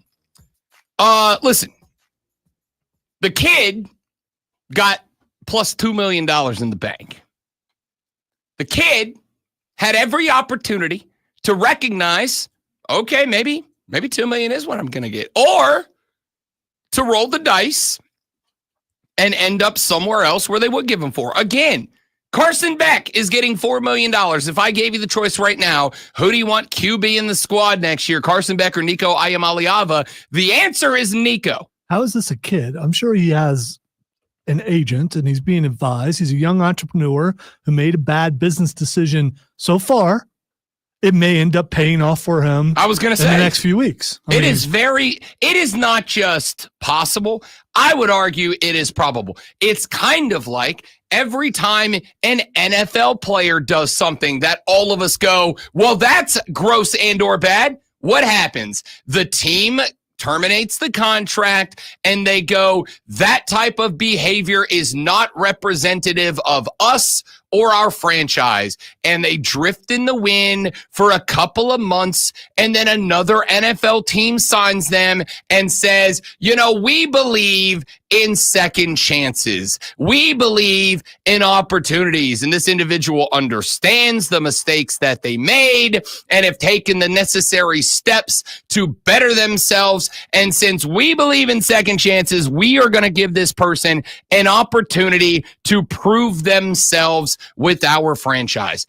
And I'm going to tell you that while you may not like it, college football programs really want to win. You get paid a lot more money when you do. So I'll call the shot right now. Nico Iamaleava is going to end up somewhere, but we don't know where. Somebody's going to come up, and it may not be the $4 million that he wanted. He may end up with the same contract somewhere else. He may end up with a lesser contract. But here's the thought that I would have. If Nico's getting 2, and he knows that he can get 4, because again, he's better than Carson Beck. Does anybody disagree with that? I doubt it. If Carson Beck's getting 4, he knows he can get 4. So he asks Tennessee for 4. It ain't like Tennessee's hurting for the money. If Miami's got it, the Volunteers got it. If he doesn't get the money, if no one's willing to sign him for 4, somebody's still going to let the kid come play football. So this is the part where you guys start talking to me about adversity. We gotta teach these kids adversity. We gotta teach them how when the going gets tough, you gotta toughen up and stick it. Have y'all seen the pampering that these kids get when they play D1 top level SEC caliber college football? Don't talk to me about tough. I have been in Clemson's locker room. Y'all, I have never in my life received the pampering that college football players get. I don't want to hear it. This ain't the Bear Bryant days. This ain't Junction Station or whatever days. That's not a thing. I'm sorry. I don't mean to pull back the facade.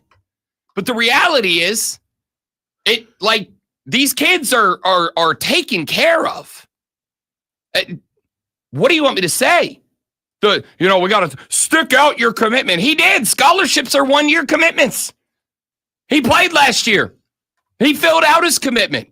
And then he said, hey, somebody wants to pay me for it, I'm going to take it. Again, when I came here 5+ years ago and I talked to the boss, one of the last questions I got asked was, we want somebody here who is going to be here long term. Is that you? Be honest.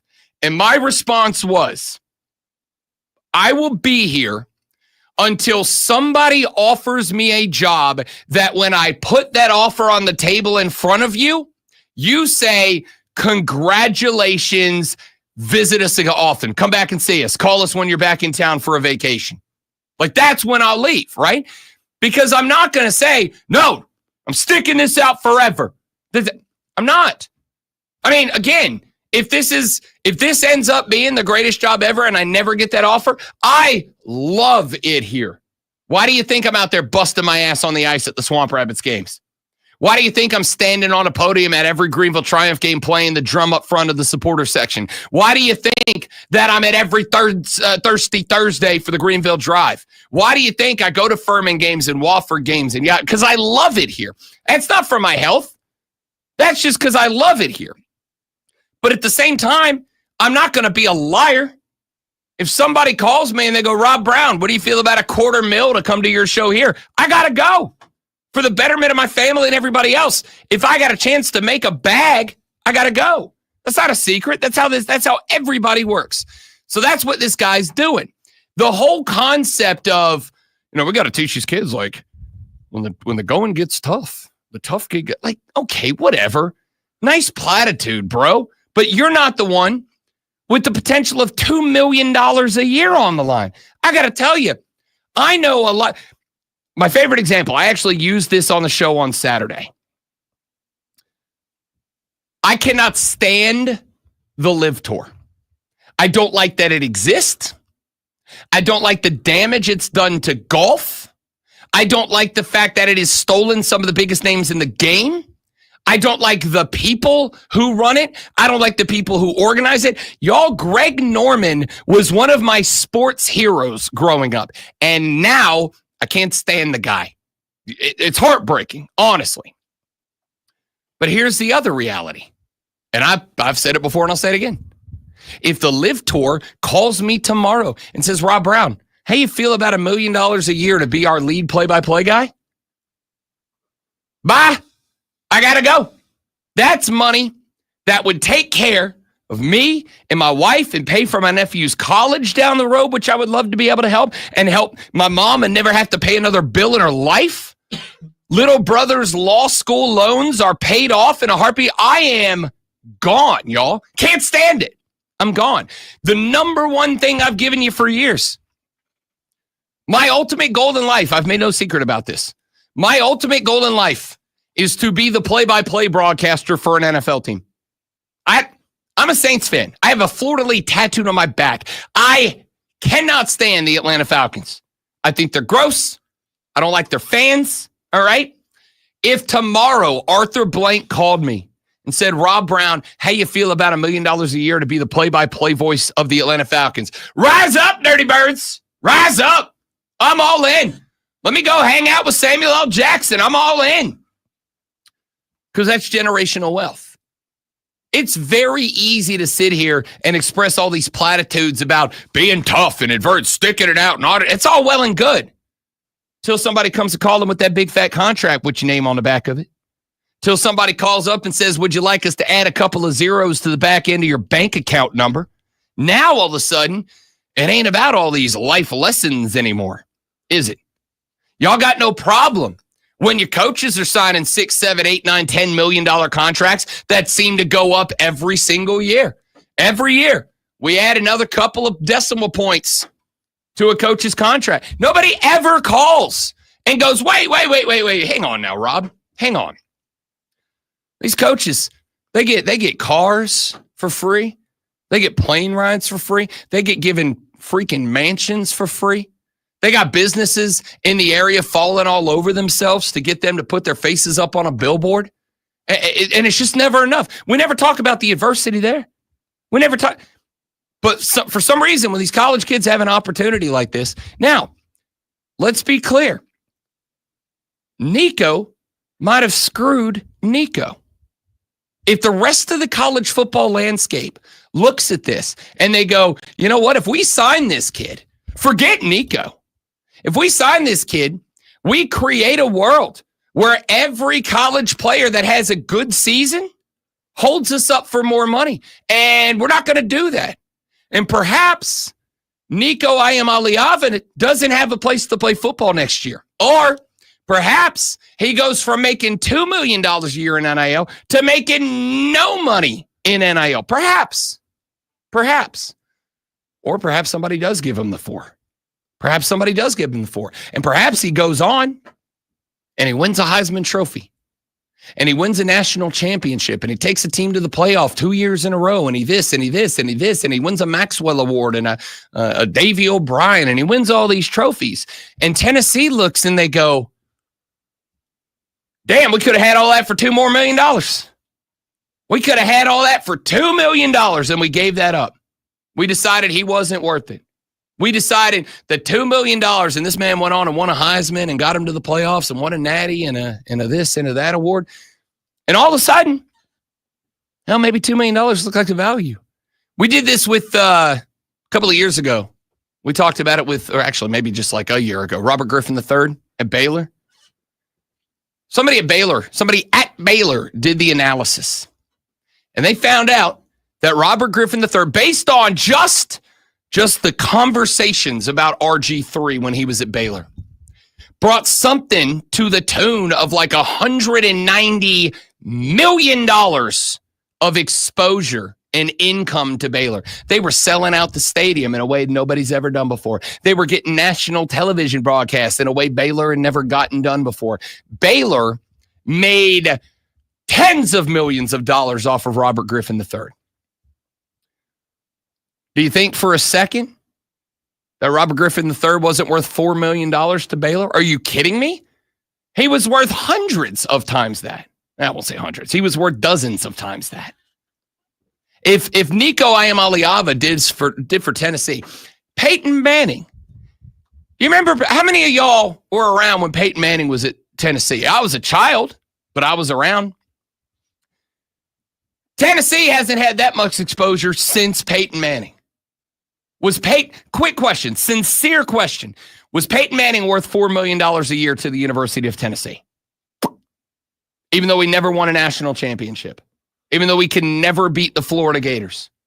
Was Peyton Manning worth $4 million during his time at Tennessee? Yes! And that was in 1990 whatever money. He was worth $4 million, right? So, again, I'm not saying Nico Iamaleava is going to be Peyton Manning, is going to be Robert Griffin III. What I'm saying is he is the most promising quarterback prospect that Tennessee has had since Peyton Manning. And so they got to make an investment strategy. Just in the last 7 months, Rob Brown started deciding to act like an adult and put together an investment strategy. Start saving something for retirement. Because when I turned 40, I recognized, I'm closer to dead than born. I'd like to retire at some point. I got 25 years till I hit what is the cultural retirement age. I better start saving up some money because I have it. And I started I started investing in, the stock market and bonds and the treasury and blah, blah, blah, like grown-up adult stuff. And when I sit down once every handful of weeks with my financial investment expert, he says, Rob Brown, here are your options. We can go with a very conservative portfolio. You're not going to lose anything, but your money's going to grow very slowly. Or we can go with a kind of in-the-middle approach where we take some swings.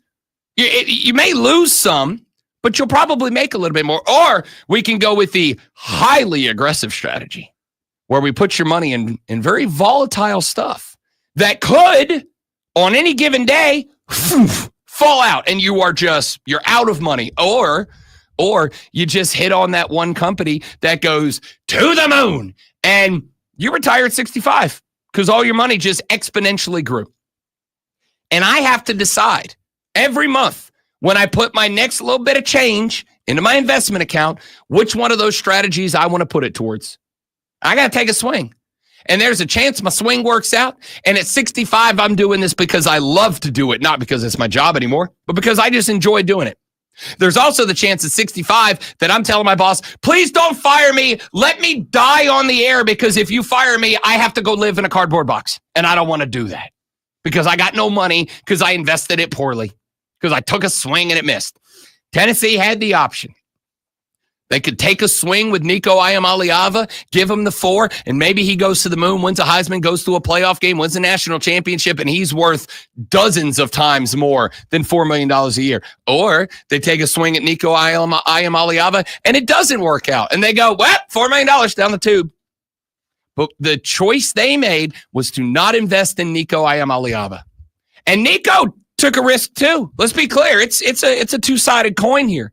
Nico decided to bet on himself. Nico said, I'm not getting 4. I'm out. I'm going to go somewhere else. I think I can get it. Nico may go somewhere and get 6. Lonzo's Buckeyes might say, oh, we need a quarterback. $6 million, Nico. Come on up to Columbus, Ohio. They don't need we got plenty of quarterbacks. We're good. But he might be the quarterback. He might be better than Will Howard, right? And he ends up being worth way more than $6 million. Or nobody signs the kid, and he ends up going to play for Delta State because nobody wants him, and he makes no money, and he's got to start from the ground up. He made a decision too. This is no different than anything else, yet for some reason, y'all don't talk about the guy leaving his bank to go work somewhere else as, oh, yeah, you got to stick it out, learning toughness. It's adversity. Y'all don't go preaching adversity to anybody except college football players. And until somebody explains to me why that is, we're trying to grow the youth of America. No, you're not. No, you're not. Because if you were, you'd stop being about massage chairs and barbershops and water slides in these locker rooms. I've been in locker. Ain't nothing tough about being a college football player except practicing games. Life's awesome.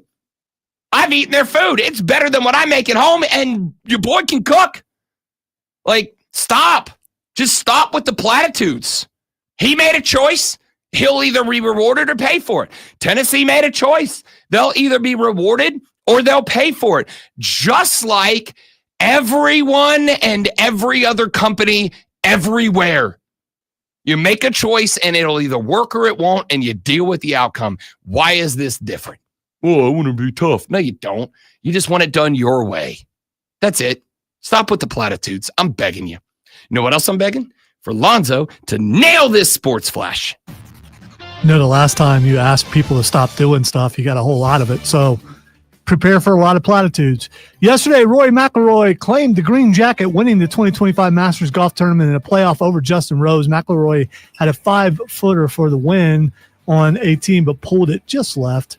On the playoff hole, Rose stuck his approach to 10 feet, but missed the putt, allowing McIlroy the walk-off win. McIlroy joins Gene Sarazen, Bean Hogan, also known as Ben Hogan, Gary Player, Jack Nicklaus, and Tiger Woods as the only players to win all 4 major championships. It's a 4-11 start for the Atlanta Braves, who, after winning a series against Philadelphia, dropped 2 out of 3 against Tampa, including an 8-3 loss last night. Chris Sale took his second loss in 2 games, giving up 6 hits and 4 runs. Tune in this afternoon from 3 to 7 p.m. for Wire to Wire. Cole Bryson and Diesel Ride Shotgun on your drive home and get you up to date on all the latest local and national sports news.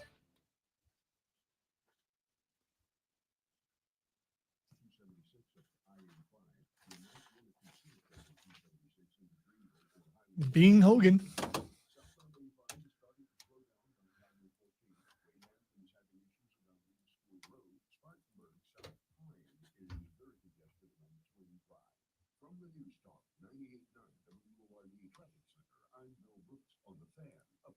You know what's better than a limited time deal? An unlimited time deal. That's why the Wendy's $5 Biggie Bag with a junior bacon cheeseburger, 4-piece nuggets. All I heard during that whole segment was Tennessee paying the player. Tennessee. I thought that the schools didn't pay the player. I thought that was like collectives. I didn't think that the school had anything to do with that. I guess maybe that changed somewhere and I just didn't hear that part. Maybe it happened while I was on a vacation or something. I don't know. Saying. Yeah.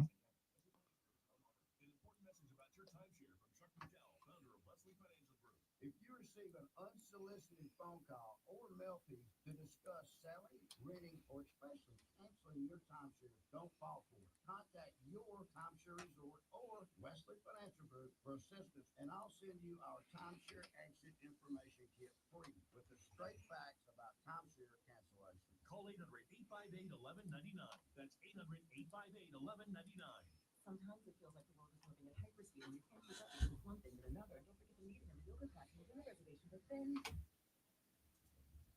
you get into the all-new Nissan Murano and you feel the breeze from a panoramic moonroof, while the massaging seats ease away the tension of the day. And you realize that sometimes the greatest booking is not running at all.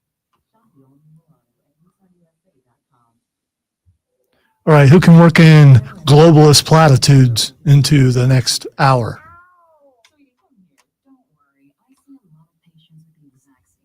Ever since the ice skating rink went in next door, or is it more Dr. Clark's business is heating up? So many patients need my help. How will I find time to see all of them? They need to hire a scheduler stat. I need Indeed. Indeed you do. When you sponsor a job on Indeed, it's easier for talented candidates to find it, which makes it easier for you to hire them. Visit Indeed.com/credit and get $75 towards your first sponsored job. Terms and conditions apply.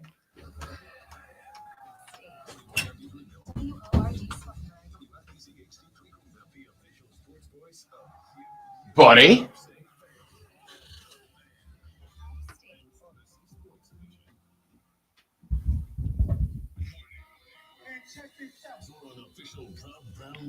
What? Manufactured locally for the Carolinas. What?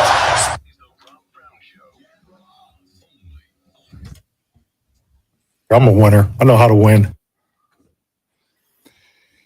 The Rob Brown Show, hour number 3 gets going now. Coming up in the final segment of this hour, John Blau of the Post and Courier will join us here on the show to check in with the Clemson Athletic Department. We'll tell you about the baseball weekend here in just a little while from now. I got your audio blitz here in just a few seconds from now. But, buddy, SoCon John actually sent me a number of tweets. It wasn't just the one that I read. That was just the first one that came through for some reason. But here is what SoCon John tweeted in its entirety. He said, Rob, can you really have a program now? It's a bad look for Nico for sure, but he's within his rights to do it in a free market. UT also has the right to move on, which they rightfully did. Nico was treating college football like an NFL training holdout. It's sure we're there yet in college football, and that's another big issue as to why there has to be some kind of parameters. Not sure what's happening with that at this point, though. Begs the question as to who the agent is. It's great, and I agree with all of it, but let's not call them student athletes.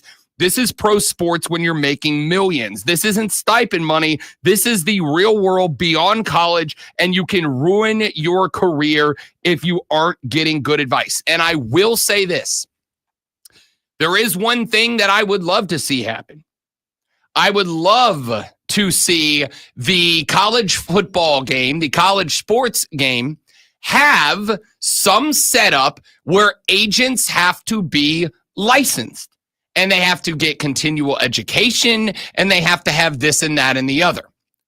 However, there are two aspects that have to be discussed for that to be the case. Number one is when the NFL does that, that is part of what is wrapped up in their collective bargaining agreement. And number two, they could do it anyway. And then they could tell the student athletes or professional football players, or whatever you want to call them. Again, keep in mind, the percentage of kids that make NIL money is not high. Now, after the House settlement, that might change. That might change. But right now, the percentage of kids who make NIL money, not that high. When you take all of athletics into consideration. Even if the NCAA, which they could, sets up a clearinghouse, and they make agents go through that clearinghouse, and then they are able to send out a list of these agents to every student athlete. Say, here are the names of every agent that have gone through our clearinghouse and have met our requirements. Until there is a CBA, which would require allowing the players to unionize.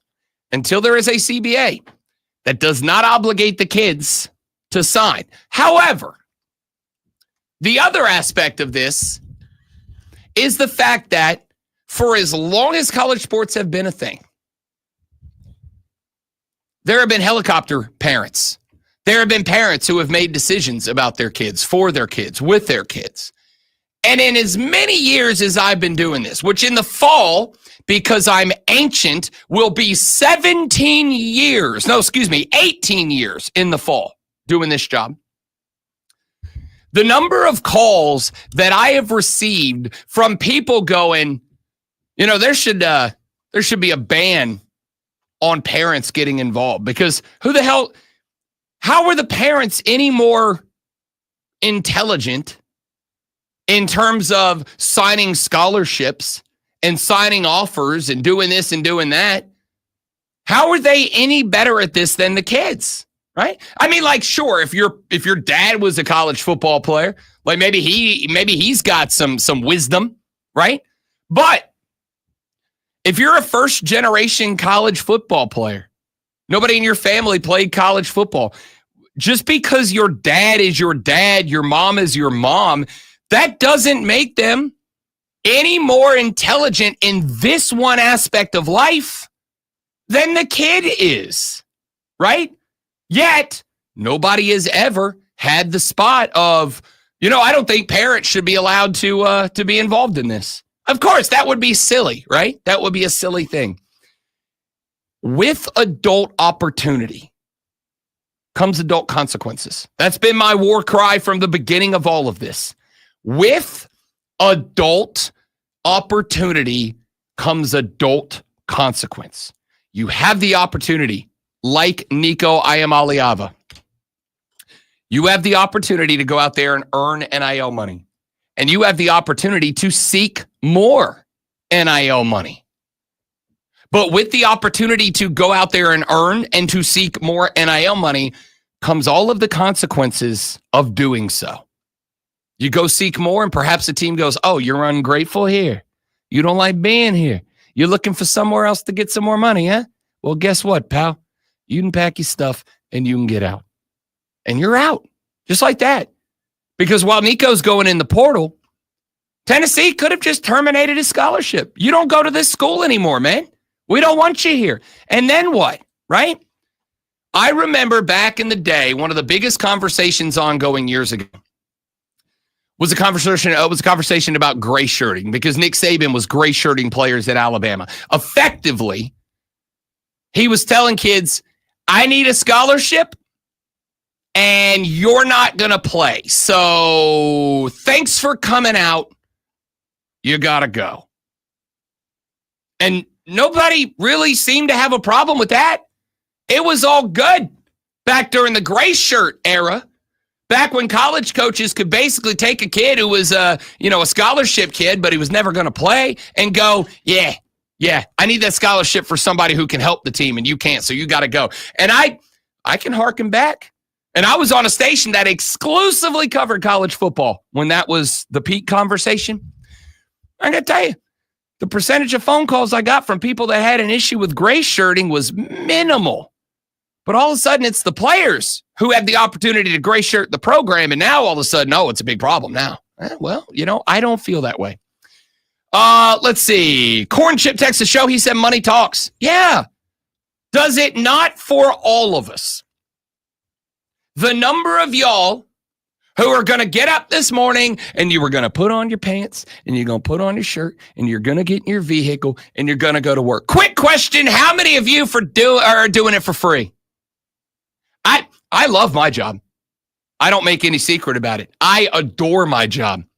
I like my job so much I get up at 3:30 in the morning to do it. I'm not a morning person. Zoe and I have been in this role for what, Lonzo? A year and a half now we've been doing the mornings? 35 years, at least. Okay, but this show in the mornings. I really don't remember. It's like a year and a half. Yeah, it's got to be something like that. Yeah, like a year and a half we've been in this role. And I'm going to tell you straight up, I hate getting up at 3:30 in the morning. I don't do it on the weekends. Y'all know what time I got out of bed on Saturday? About 11:30 for my noon show on Saturday. Yeah, it's kind of pushing it, isn't it? Just a little bit. Nah, I got that show down to a science. And I don't have to do anything but show up and be handsome. And I nail that. I don't need any prep time for that. I got it. I don't get up at 3:30. I do it on the Monday through Fridays because I love my job, but I do not do it for free. And I don't know what the number is, but there's a number that if they would have called and said, Rob Brown, the show is yours, and here's what we're going to pay you, I'd have said, that's not enough money, guys. I can't do it for that. None of you do anything for free. So why is it with that? Oh, it's because it's college football. Okay, I got news for you. Do you know what I did when I was in college? I worked. And I worked so that I wouldn't leave college with tens of thousands of dollars of student loans because I knew that the industry that I had chosen was going to make it real tough to pay off student loans for years and years and years. So I worked. I was employed. And when I was at my first college that I went to before I graduated from the University of West Florida, go Argonauts, I worked for the university. I made money from this. I got a paycheck that had the school's logo and seal on it. Oh, these gosh darn college football players making money. You didn't have any problem with a broadcast communications major having to go to 4 classes a day from 8 a.m. to 7 p.m. and then also work for the university in the middle of the day. I never once had anybody say I was being taken advantage of or I was doing it the wrong way or never once. None of you care. It's only about this one thing. And it's only about this one thing because you want it to be the way you want it. That's it. That's the only argument I've heard. That's not how I want it. That's not what I want it to be like. All right, well, guess what? I got news for you about everything on earth. None of it is going to be exclusively the way that you want it. There are things I want changed about the NFL.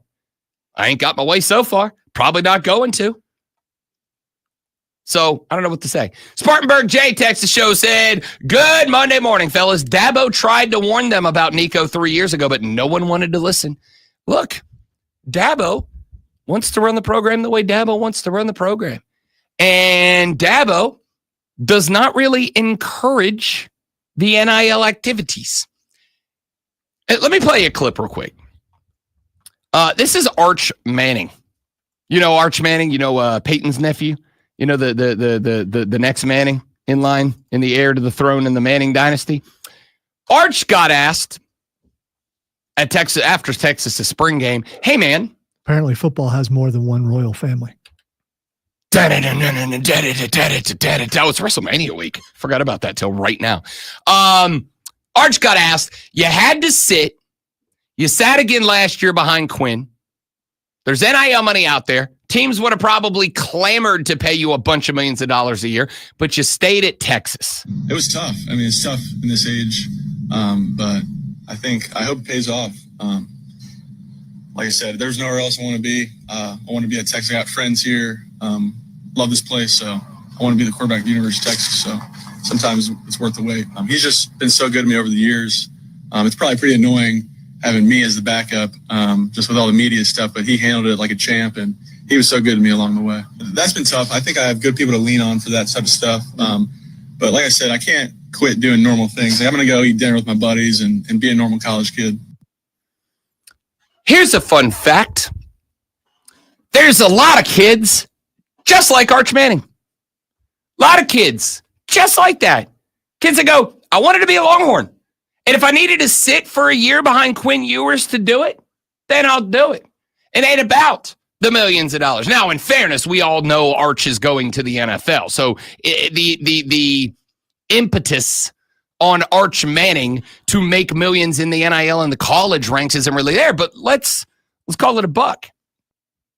If he wasn't making that money because he just really wanted to be a Longhorn, and Arch blows his ACL out next year and he can never make it to the NFL, how much did he cost himself, right?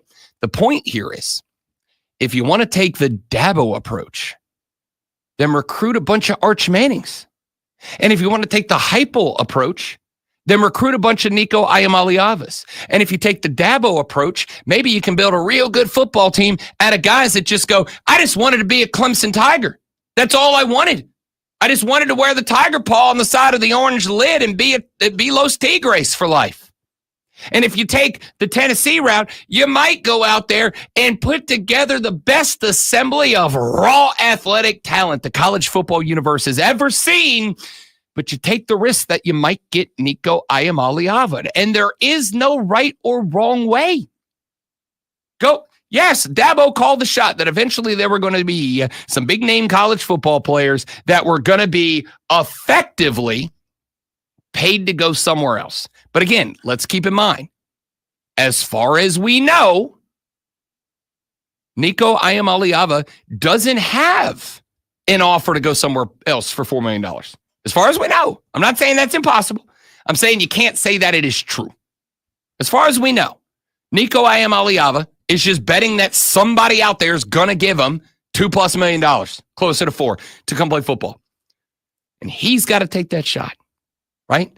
In Tennessee, because they decided to buy in with that kid. And I would like to go back to, keep in mind, Nico's allowed to do that because of the Attorney General of the state of Tennessee, who, when Nico was coming to Tennessee, said, I'd like to be able to negotiate my NIL.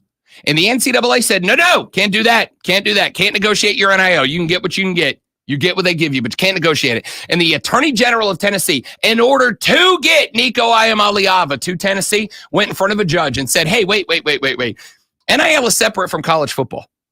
NIL is not based on college football. These people, just like every other American, have the right to go out there, and if they have built up a brand where people would like to give them money in order to present their product to the world, should be allowed to negotiate for how much they can do that for. And a judge went, yeah, no, that's fair. That's right. You're right. And so they got the rule changed in order to get Nico Iamaleava onto campus in Knoxville, Tennessee.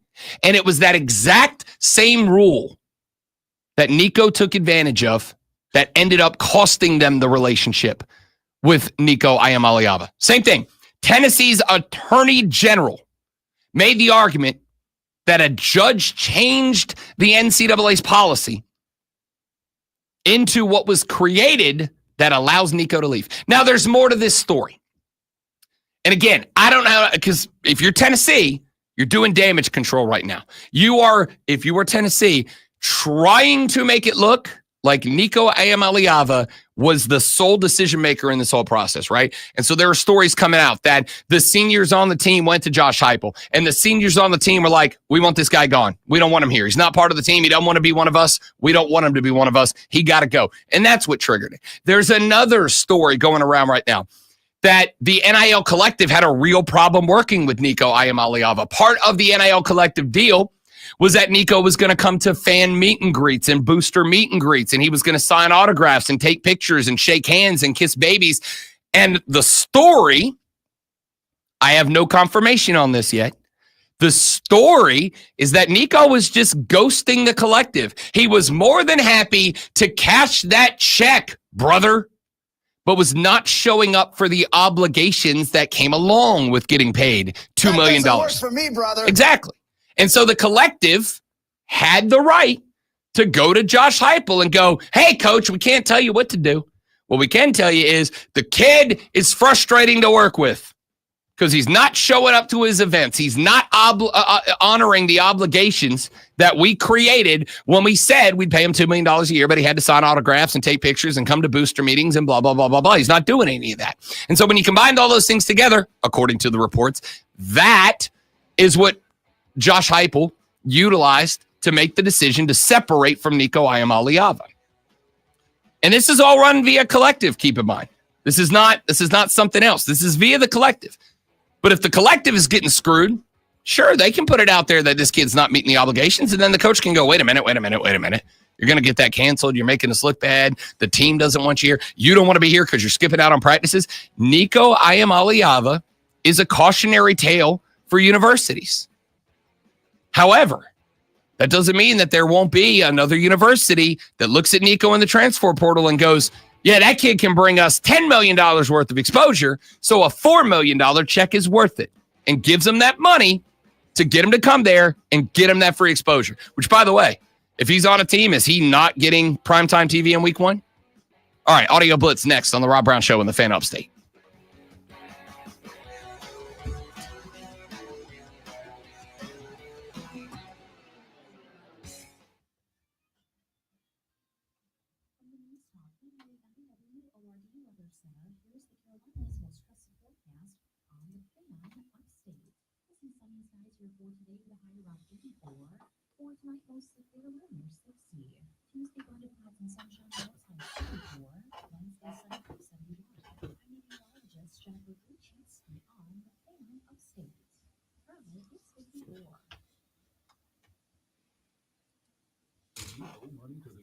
left my drink in there. And I left my phone in there. Oh, no. Roll over and take it. The IRS has changed. If you owe more than $10,000, you may be eligible for a huge break, as much as 87%. Haven't filed a return for years? It's time for Guardian Tax. Their happy clients are celebrating. The IRS was going to levy my bank account, but Guardian was able to prevent that and fix all my IRS issues. Thanks again, Guardian Tax. Is tax debt ruining your life? The IRS now has special programs. Guardian Tax understands how the IRS works. Personal or business, this is the fresh start you've been praying for. You're scared of the IRS, and for good reason. Guardian Tax is the company that wins when you need it most. Guardian Tax Service is really great to work with, and they really help me out. I recommend them highly. Visit GuardianTax.com or call now for a free confidential consultation. 800-900-1717. 800-900-1717. 800-900-1717. At Ingles, we know that fresh means local. The best ingredients don't come from a world away. They come from your own backyard, which is why we rise to the challenge of providing the freshest items you'll find anywhere. Getting our foods from the farms we support, to the stores we love, to the tables we treasure.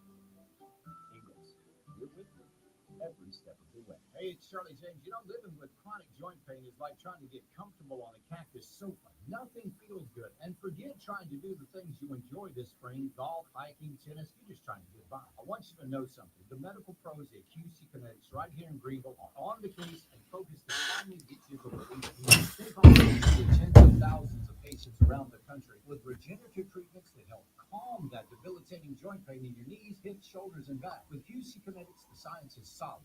They give you your life back without surgery, without drugs, and without any downtime. Everybody's trying to live healthier lives and break free of harmful meds. That's the whole mission of QC Kinetics. Call now and find out how easy it is to get back to enjoying life without chronic pain. Now's the best time to get started. Call QC Kinetics today for your free consultation. They're at 864-448-3772. That's 864-448-3772 in Greenville and in Nashville. 864-448-3772 QC Kinetics. Spring is the perfect time to take advantage of the increased equity in your home to pay off high interest rate debt or tackle a home remodeling project. Greenville Heritage Federal Credit Union's HELOC offers a 5.99% interest rate for 12 months. Visit greenvilleheritage.com for details. Dude. Spring forward with real unlimited data from Spring Talk this tax season and get a free Samsung Galaxy A16 5G. Robot designed for fumigation and pesticide application. Does not look like that's what that's for. The two long barrels on the shoulders where it's fumigating. Uh-huh. This could very easily be machine guns or lasers. I mean, Lasers, obviously. It's got to be lasers. Yeah. Who wants a robot with a gun when you could have a robot with a laser?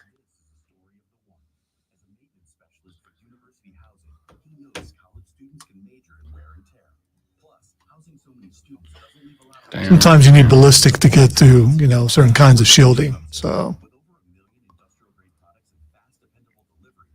if we get to the point where we have those kind of lasers, then someone's going to have the shielding against those kind of lasers. So.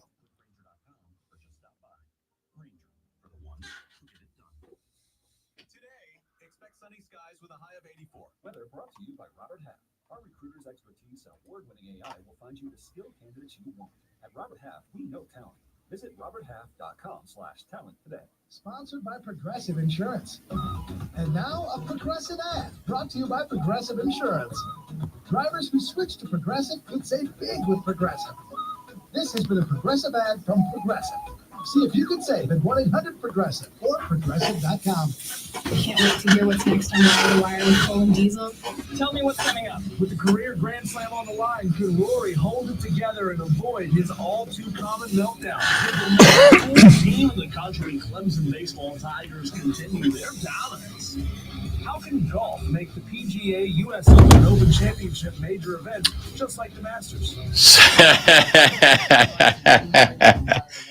You know they're not going to, bud. You know they're not going to. We both know they're not going to.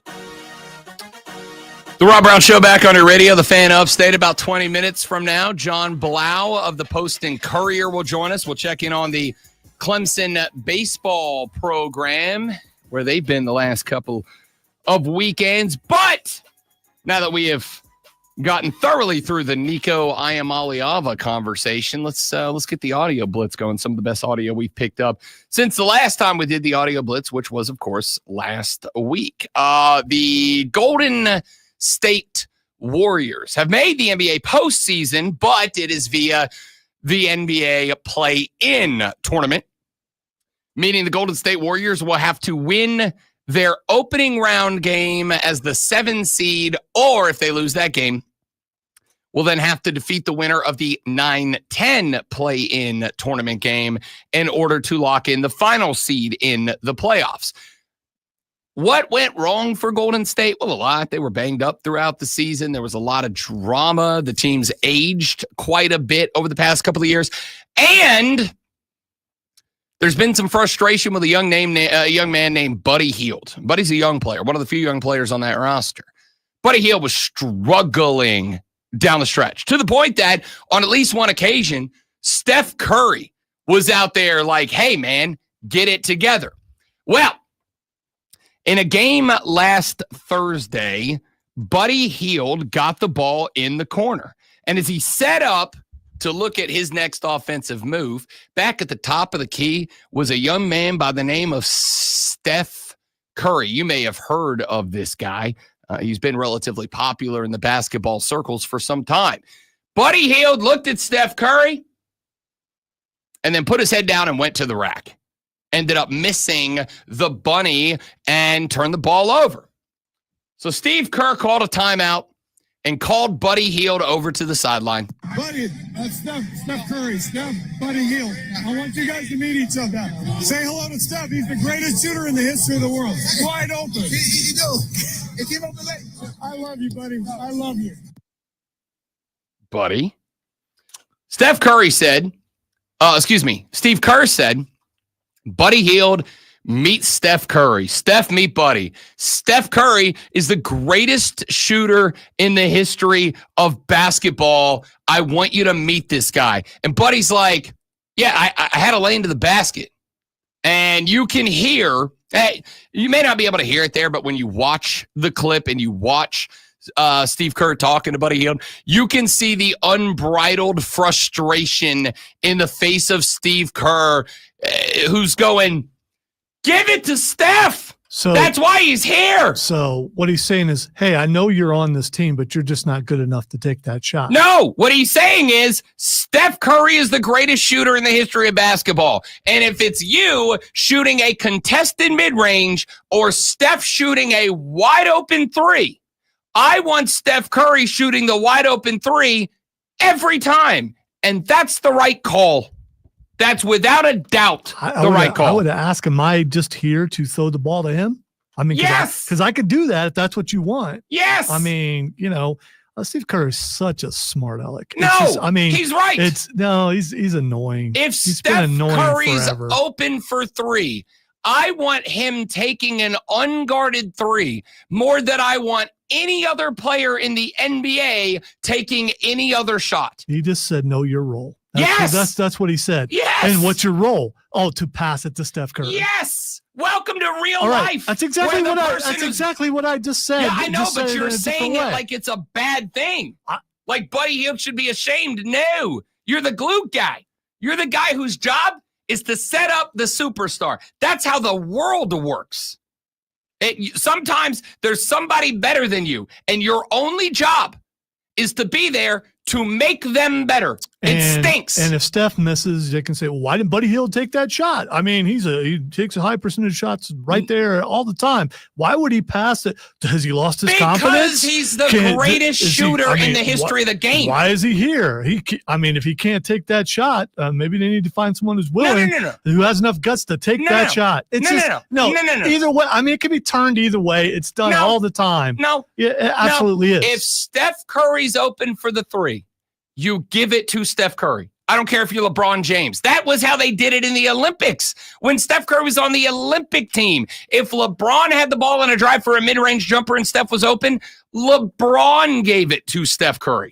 That's how the Olympic team won the game against France in the gold medal game. And what's been the biggest supposed stigma on LeBron's career? Well, he doesn't want to take the big shot. He always dishes it off to someone else when he should take the shot. Exactly what I just said. And then you gave an example of the most classic person who's had to deal with that kind of press his entire career. That is a loud, annoying guy on FS1 take. I'm just going to say that because I'm not going to say his name. I know very few people who actually have that belief. I have heard the takes elsewhere. Yeah, I'm sure. And from hot take radio guys. That they echo him. Yes. Okay. Just like I say, if Steph's open for three, I don't care if you're LeBron. I agree with your opinion, I'm echoing you. I mean, if you are echoing me, yes. And you would be right in your echo, though. And that's the important part.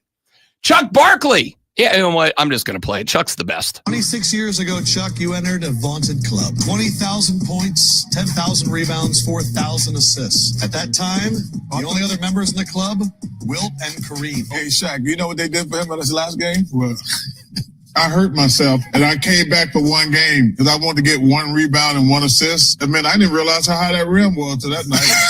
I couldn't get that one rebound. I finally got it. What age were you at that time? 38. Man, LeBron, impressive. Oh, it's these little fouls y'all give today. I got hit by the bad boys. Don't hurt him, y'all. All the statistics have been earned by Zach LaVine since he has been to the Sacramento Kings. That's the way they play defense Kings. today, America. I'm playing against the bad boys. They out there beating the hell out of people. Give me that sound of John Sally. Ooh, that baby hurt. John, Dennis Rodman, John Sally, James Edwards, Bill Laimbeer out there. They get arrested for some of those fouls today. Ooh. Chuck Barkley going old man basketball is the best thing that's ever happened on TV. Some of that defense, I played the bad boys. Ooh, these fouls they get. Ooh. I like angry old man Chuck. That was fun. That was great.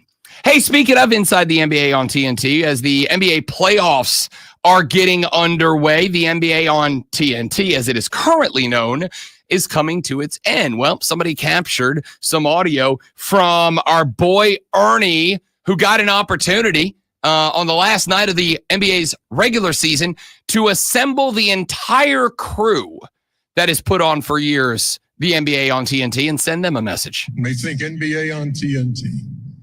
That's why it hurts tonight. To know that's gone after this next playoff run, and that's the business of basketball, I guess. But I will say this.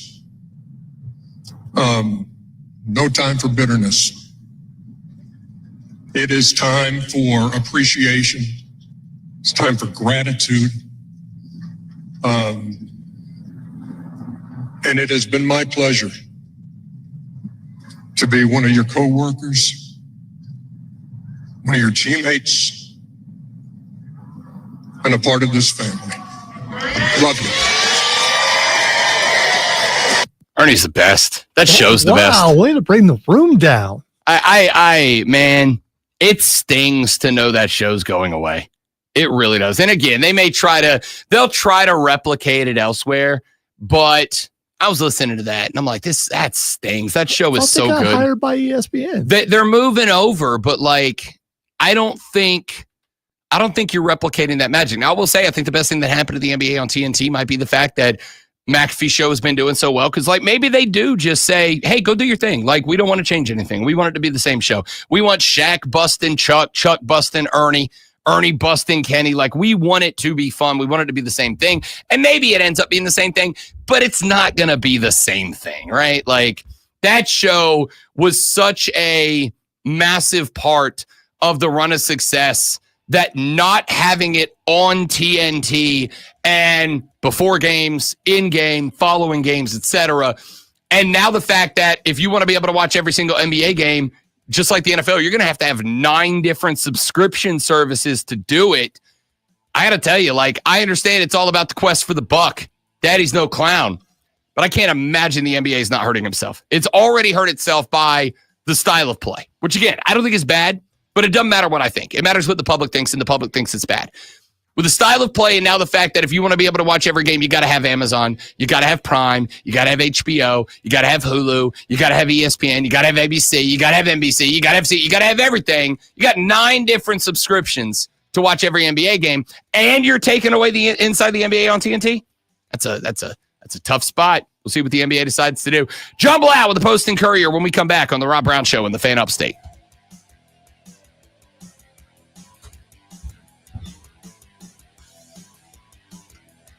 All right, guys, we're going to step away for a minute while we get John lined up. We'll be back in just a few minutes.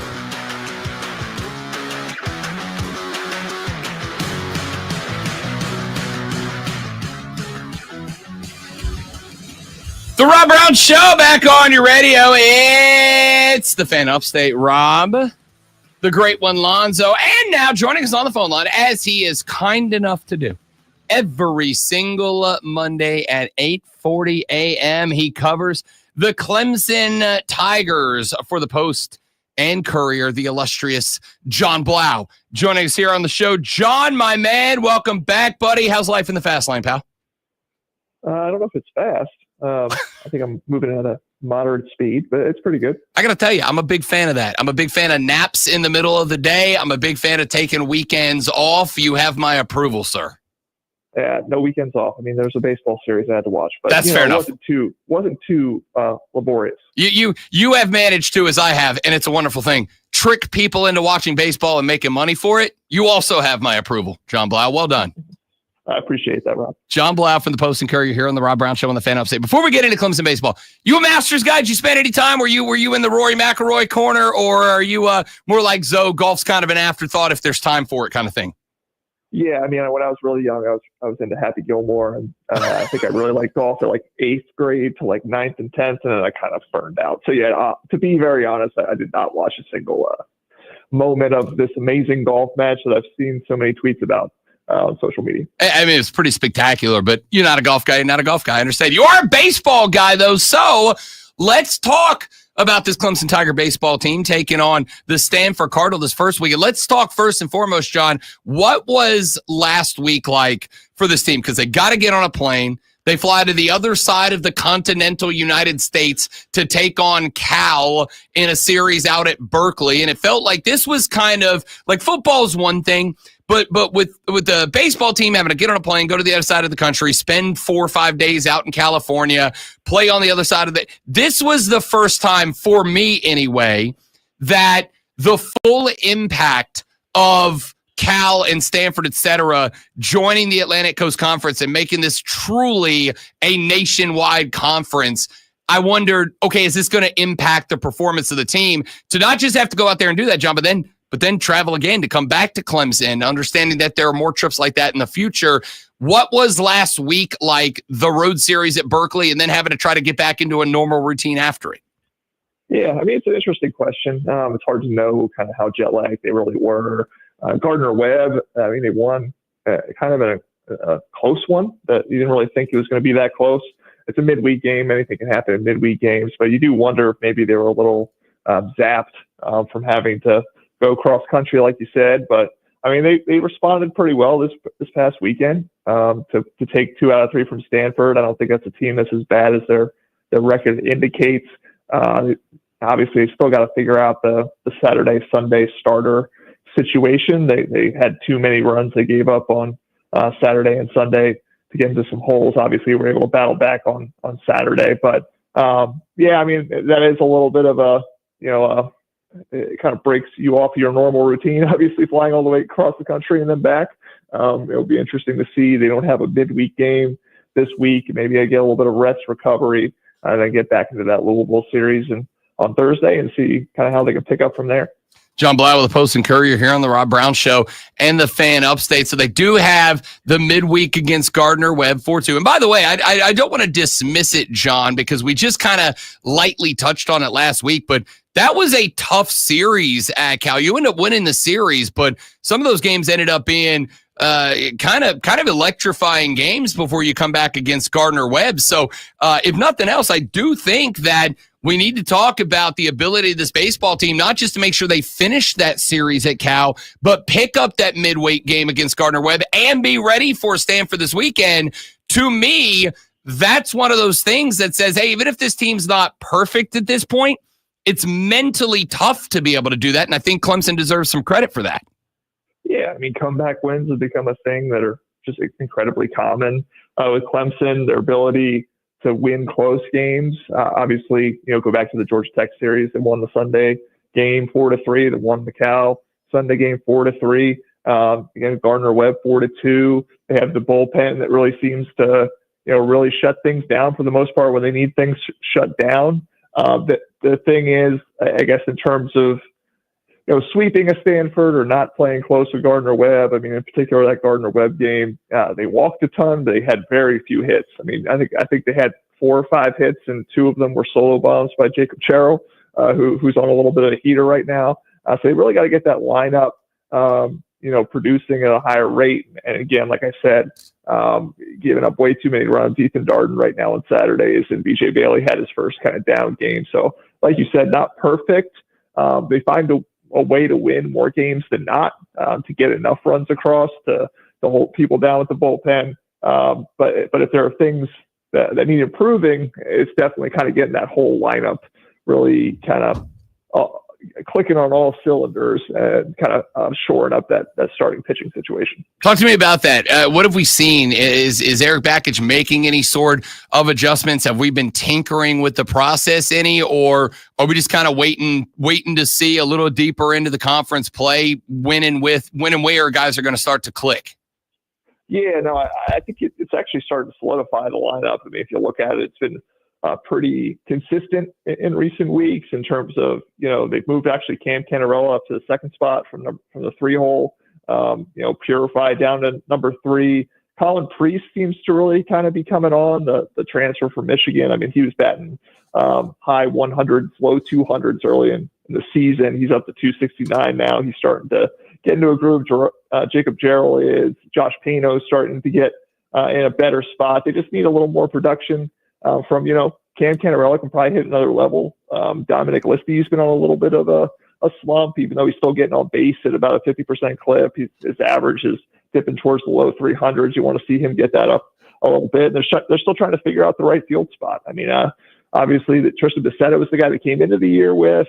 But then, Tristan McClatty started to get some time. Jack Crichton, I think, was actually in the game yesterday. TP Wentworth, a freshman, started the first couple games of the weekend. So they're still really trying to figure out that spot.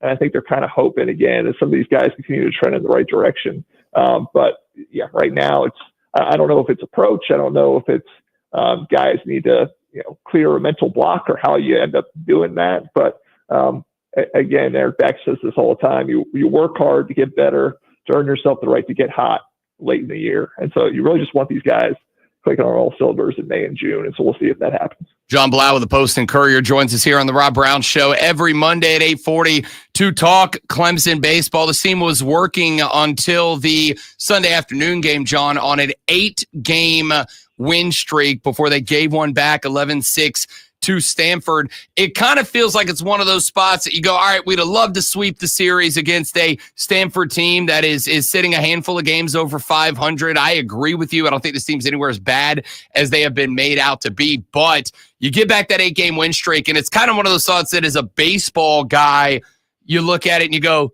look, even the best teams in America are going to give one back. I think the fact is you wanted an 8-game win streak. There were some real good teams in that mix. There were some real tough spots, like the road trip to Berkeley, like an immediate turnaround against Gardner-Webb, et cetera.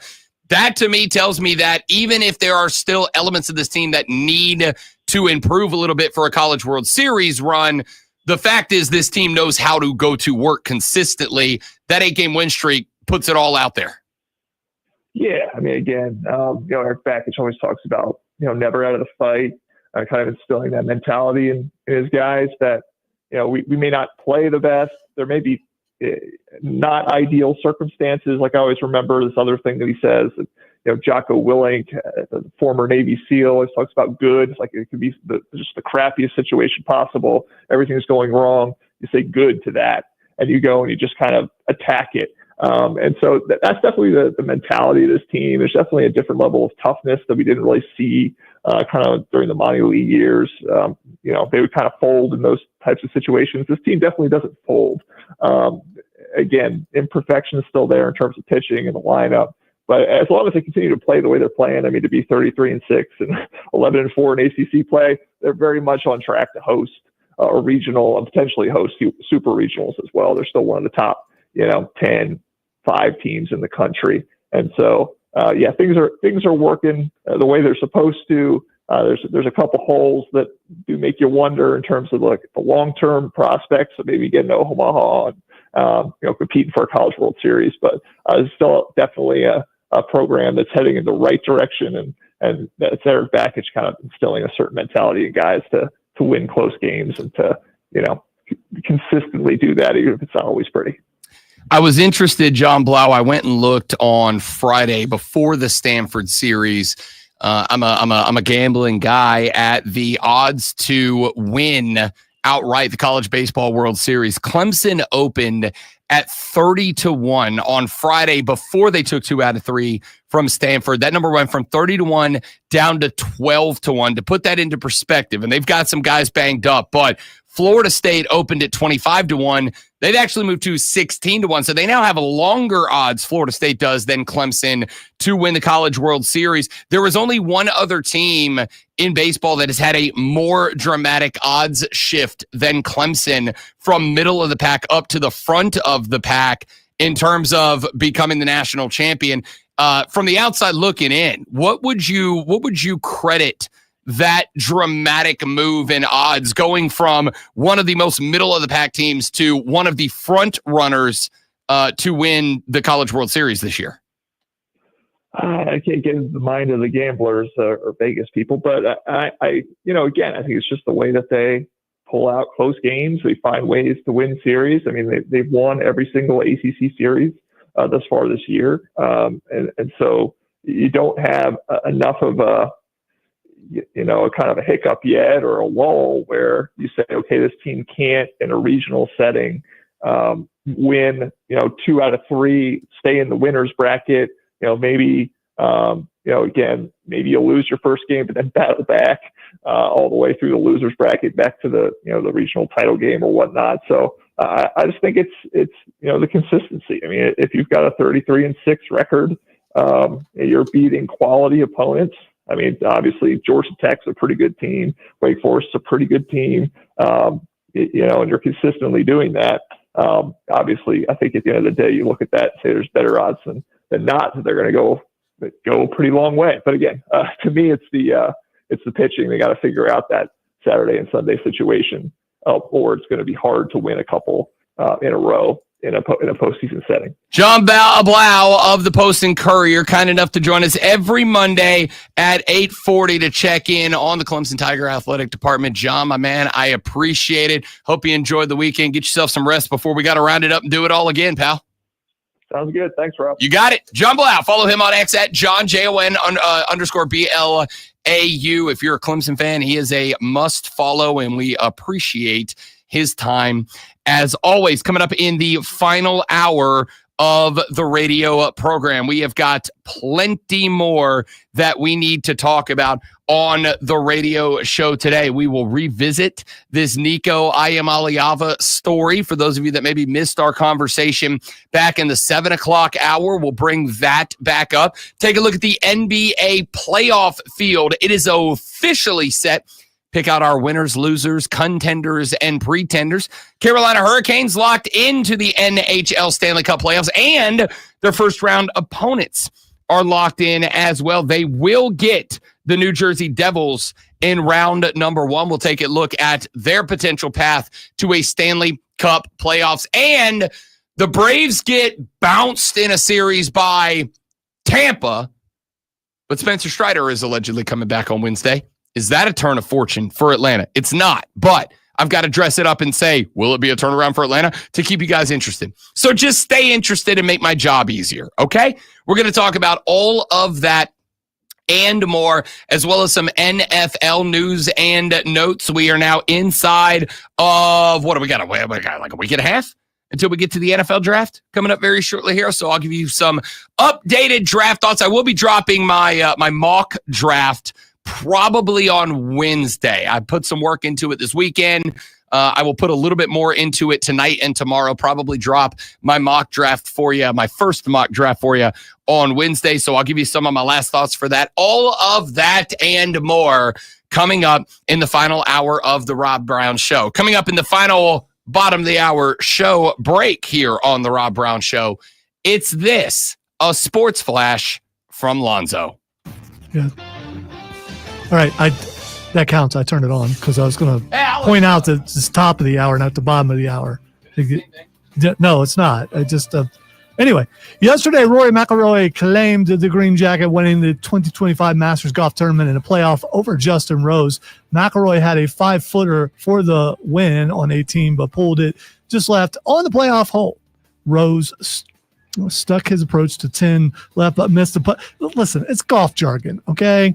We thought he's going to fail. He didn't fail. He pulled it off. Rory McIlroy finally wins the Masters. It's a 4-11 start for the Atlanta Braves, who, after winning a series against the Philadelphia Phillies, dropped 2 out of 3 against Tampa, including an 8-3 loss last night. Chris Sale took his second loss in 2 games. Make sure you tune in this afternoon, 3 to 7 p.m. for Wire to Wire. Cole Bryson and Diesel ride shotgun on your drive home. Get you up to date on all the latest local sports news.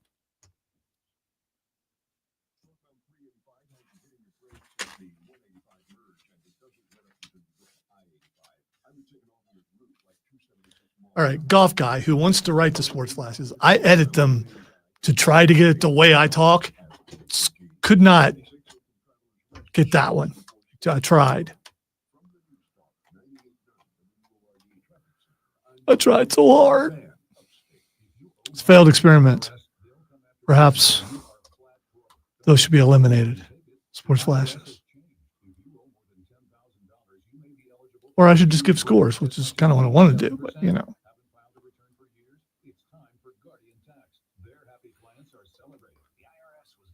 I'm just not good at reading, man.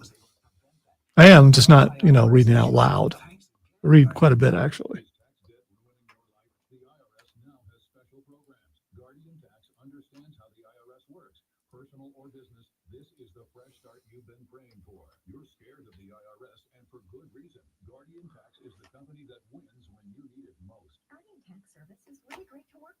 They really help me out. I'd recommend them highly. Visit GuardianTax.com or call now for a free confidential consultation. 800-900-1717. 800-900-1717. 800-900-1717. 14 days, 12 games. That's right. 2 full weeks of nonstop baseball action with the Hub City Sparkers. Open week is stacked, packed with fireworks, family fun, and the best new team in town. Be part of history. Spartanburg Baseball returns April 15th. Get your tickets now at HubCitySpartanburger.com. Get ready, car lovers. The 3rd annual Rio Santa Car Show is back. See classic cuties, mind-blowing custom rides, and more. Bring the whole family and rev up your engines. It's all happening April 27th, 1 to 5 p.m. at Trailblazer Park in Travelers Rest. Don't miss it. Sometimes it feels like the world is moving at hyperspeed and you can't keep up because of one thing then another. And don't forget the meeting and the yoga class and the dinner reservation. But then you get into the all-new Nissan Murano and you feel the breeze from the panoramic moonroof while the massaging seats melt away the tension of the day. And you realize that sometimes the greatest rush is not rushing at all. Shop the all-new Murano at NissanUSA.com. Panoramic moonroof, massaging leather appointed seats are available features. Listen up, Gen Xers. Elizabeth Banks here. The recommended age for pneumococcal pneumonia vaccination has been lowered to 50 and older, even if you're healthy. It's up to us to lead the way. We've done this before. Music videos, fanny packs, even the World Wide Web. So let's do it again and get vaccinated. We're at over 6 times greater risk for pneumococcal pneumonia compared to adults under 50. Gen X, this is our shot. Visit VaxAssist.com to schedule. Sponsored by Pfizer. Wire to Wire with Diesel and Cole Bryson. Turn on, leave on.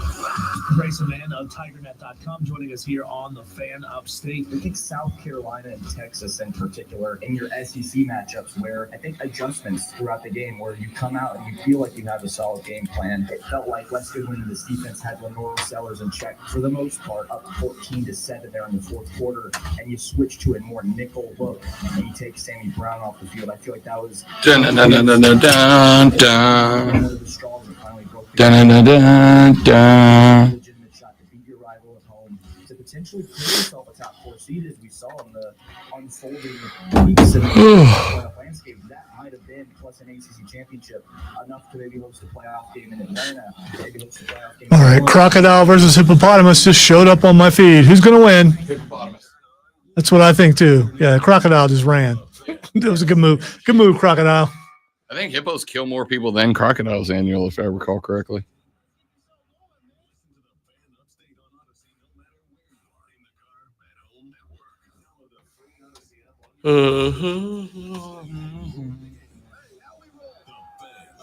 And hippos aren't carnivores, are they? No, I believe they're omnivores. They prefer vegetation.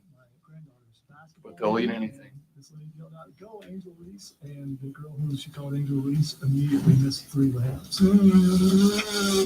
I'm probably the only one in the whole place. Could you please not? I mean, I get you're a grown man. I'm a grown man, and I'm asking you as a grown man to please stop swinging as fast as you're swinging, especially because you're killing a narrative that you have pointed out all day about how much pain your shoulder's in. I was doing it because it's stretching. Okay, well, I mean, you could have said that, but those are some fast swings. And when I'm feeling the wind over here, that thing gets loose. If you're feeling the wind off of the shaft of a putter, I need to get to a golf course immediately. I was feeling the wind. Yes, without a doubt.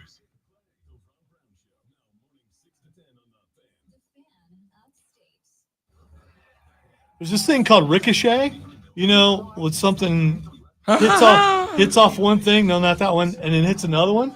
And with the curvature of those windows, if it releases right, it's just going to hit me right in the temple and kill me. So don't do that.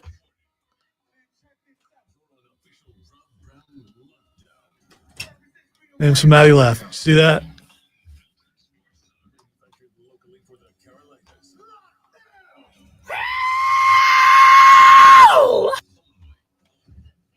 I am the hype. I'm a winner. You started those early. I was back. I didn't. You started them early. Well, maybe just a little tad. Welcome back, ladies and gentlemen, to the final hour of the Monday edition of the Rob Brown Show is live. Rob Brown, the great one, Lonzo, and you will be a part of the radio program. The Hub City Spartanburgers text line is 844-326-3663, 844-FANFONE. That's the number to text the show. That's also the number to call the show, 844-FANFONE. We talked earlier about the Nico Iamaleava story. If you missed it over the weekend, I would like to know what rock you are currently living under so that I may join you for a brief respite from reality. But the story effectively goes as follows. Nico Iamaleava, when he was being recruited, wanted the ability to negotiate his NIL rights. The Attorney General of the state of Tennessee made the argument in front of a judge that he and every other student should have that right, which they did not initially under the NCAA's policy, of which they had very few regarding NIL. So the Attorney General of Tennessee got that rule changed via litigation to allow Nico Iamaleava to negotiate his NIL rights with the Tennessee NIL Collective. We update to a couple of years later when Nico Iamaleava was making $2 million negotiated from the Tennessee Name, Image, and Likeness Collective. Well, during this past offseason, Carson Beck, the former quarterback from the Georgia Bulldogs turned quarterback of the Miami Hurricanes, negotiated his NIL deal and got $4 million per year out of that deal after he transferred to DU. So Nico Iamaleava, now with the rights to negotiate his NIL money in hand, went to UT and said, I would also like that money. I would like more. I would like that money. I would like, his words, market value. Well, Tennessee did not jump at that offer. In fact, quite the opposite. They said, we'll think about it. They effectively stalled, and apparently Nico Iamaleava threatened, though we do not know if he directly or indirectly threatened, to go into the transfer portal in order to find an NIL deal that he considered to be market value. Then on Friday, the reports broke early in the day that as Tennessee prepared for their spring game on Saturday, that Nico Iamaleava was, as we in the radio business call it, and I'm sure most of you out there in real job land call it, a no-call, no-show. Tennessee had practice and meetings on Friday to prepare for their spring game on Saturday, and apparently Nico Iamaleava did not show up for the meetings or for the practice. And then not only did not show up for the meetings and the practice, but apparently Josh Heupel and his coaching staff were trying to run him down. Text me, tweet me if you want to reach me. And apparently they could not reach him. Nothing like being ghosted. Nothing like being ghosted. I've been ghosted. You ghosted me Saturday. I did not ghost you. I showed up for our date. You never answered the text, is what I'm saying. Yeah, but you texted me at like 5. I was taking a nap. So I worked till 4. I was taking a nap at 5. I showed up at 6:55. I'm just saying I understand show, the feeling that the coaches are feeling when you send something and you get nothing back and you're like, okay, I hope they didn't die or something. Yeah, but like I showed up for our meeting /practice /spring game. Nico showed up for nothing and didn't respond to anything. Either way, Josh Heupel then announced on Friday afternoon that the Tennessee Volunteer Football Program would be moving on without Nico Iamaleava, their starting quarterback. There's a lot of details that people are still working to find out. Like, for instance, had Nico already told Tennessee that he was going in the portal?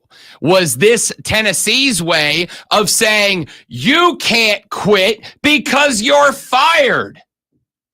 I don't know. Did Nico Iamaleava already have contact with another school that said, hey, we got $4 million in the bank. It's yours if you come here. And that's why he decided to go tell Tennessee that he wanted. Was he giving them the opportunity to match that money, whether he told them specifically that's what was happening or not? I don't know. There are other elements to this story we are waiting on confirmation for. One of them is that after Nico Iamaleava no-showed the meetings and the practices and the walkthroughs on Friday, that the seniors on that team, the leaders on that team, went to Josh Heupel and said, hey, coach, if he don't want to be here, we don't want him to be here. And that is what spurred Josh Heupel to move on. The fact that the team said, yeah, we don't trust this guy. We don't like this guy. We don't want him as part of our team wearing the same letters and colors that we wear. And that's what pushed him over the edge. There's a bunch of different stories out there about this whole conversation. Here's where I've landed on it. Any and all of you are welcome to text the show on the Hub City Spartanburgers text line at 844-326-3663 or call the show on that same number, 844-FANFONE, and tell me where you've checked in on this. But here's where I've landed. Nico Iamaleava wanted $4 million because that is rough estimate about what Carson Beck is getting from Miami. And on top of that, as we told you last Friday when this story was breaking, he is not the only one. There is another quarterback in the ranks right now. Duke, the basketball school? Well, turns out they got a football program too. And their quarterback is Darian Mensah.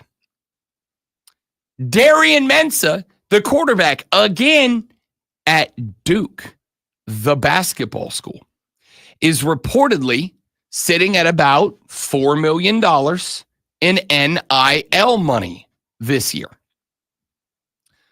So Nico Iamaleava, who is, I would say, objectively better than both Darian Mensah and Carson Beck, said, yeah, I would like that too. Because if I was out there right now at a school like Duke, I'd be making $4 million. If I went to Miami, I'd be making $4 million. I think it's only fair that I get $4 million here. And regardless of the reason why, whether it was on principle or a financial decision or whatever, Tennessee did not say, okay.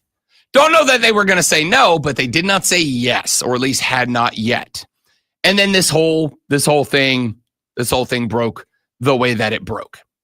So the conversation ongoing that I have seen across the social media sphere was Nico Iamaleava getting absolutely dunked on for either quitting or being fired from the Tennessee football program.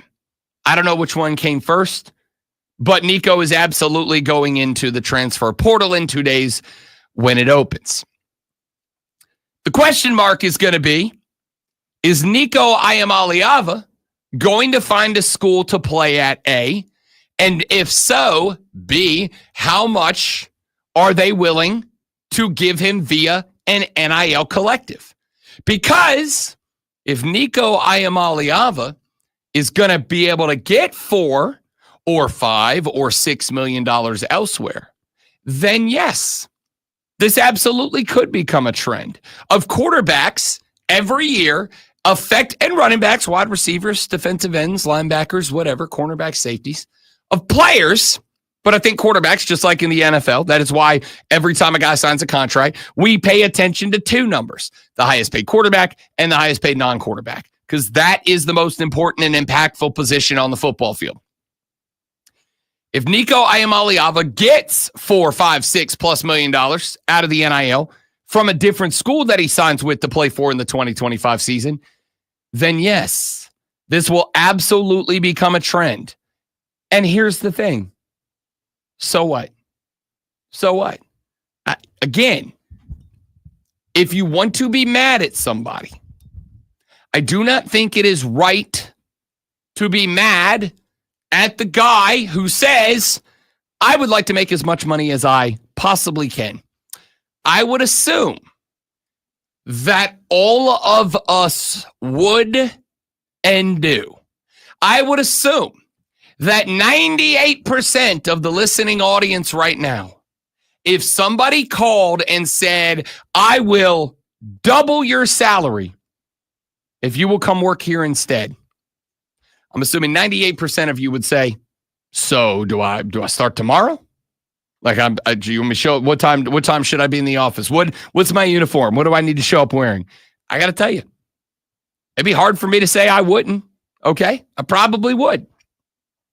So I can't tell you how to feel. I mean, I can tell you how to feel. I won't, but I could.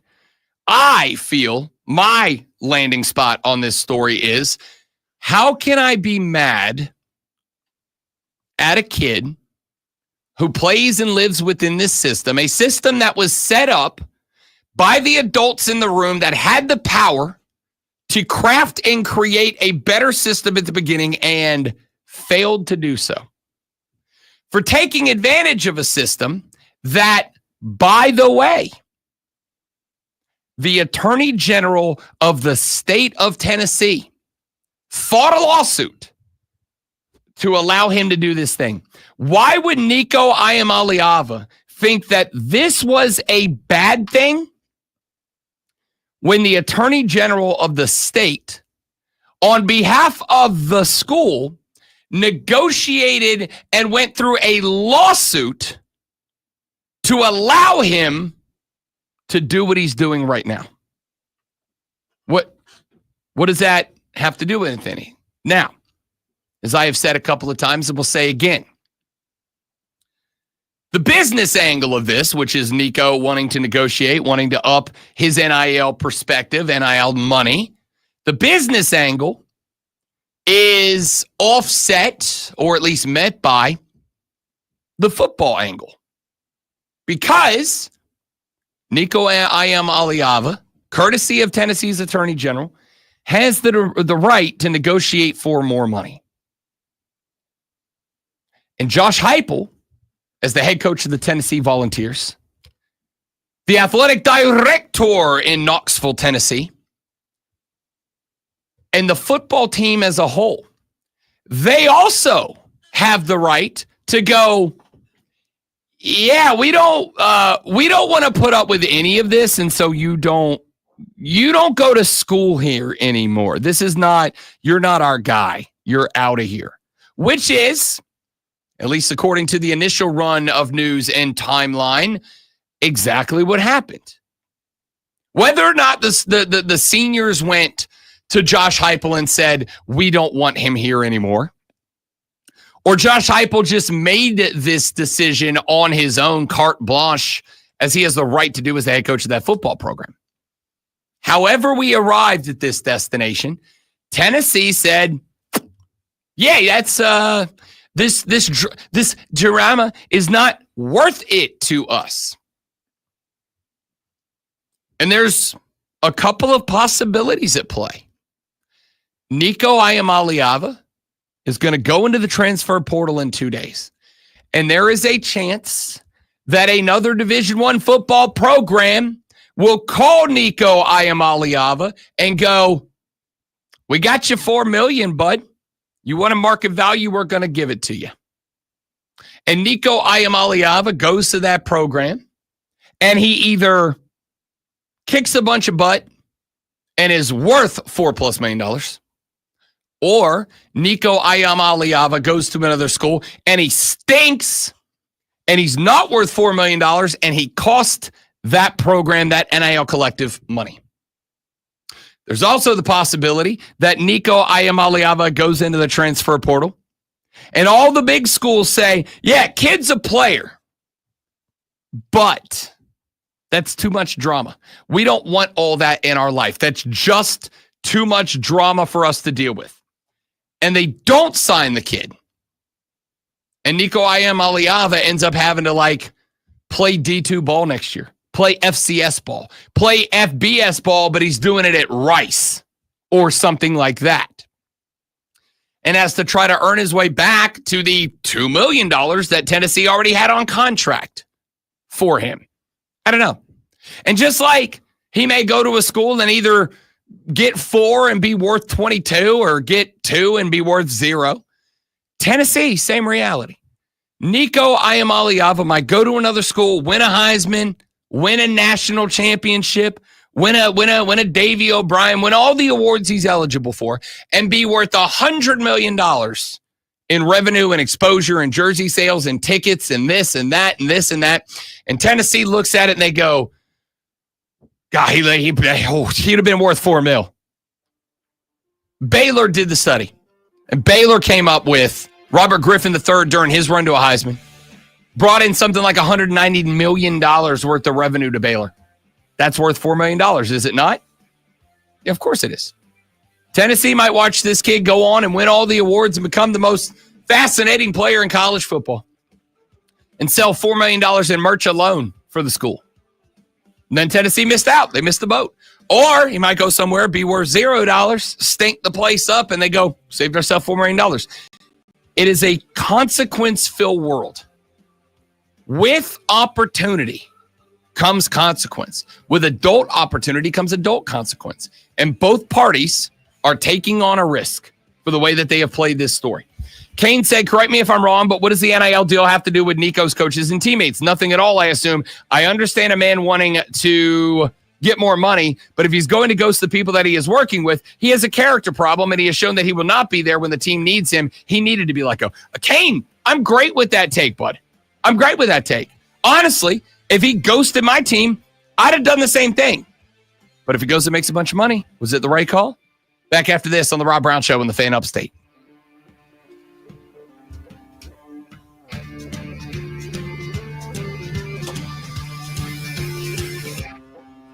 Guys, I'm not going to lie. I am still.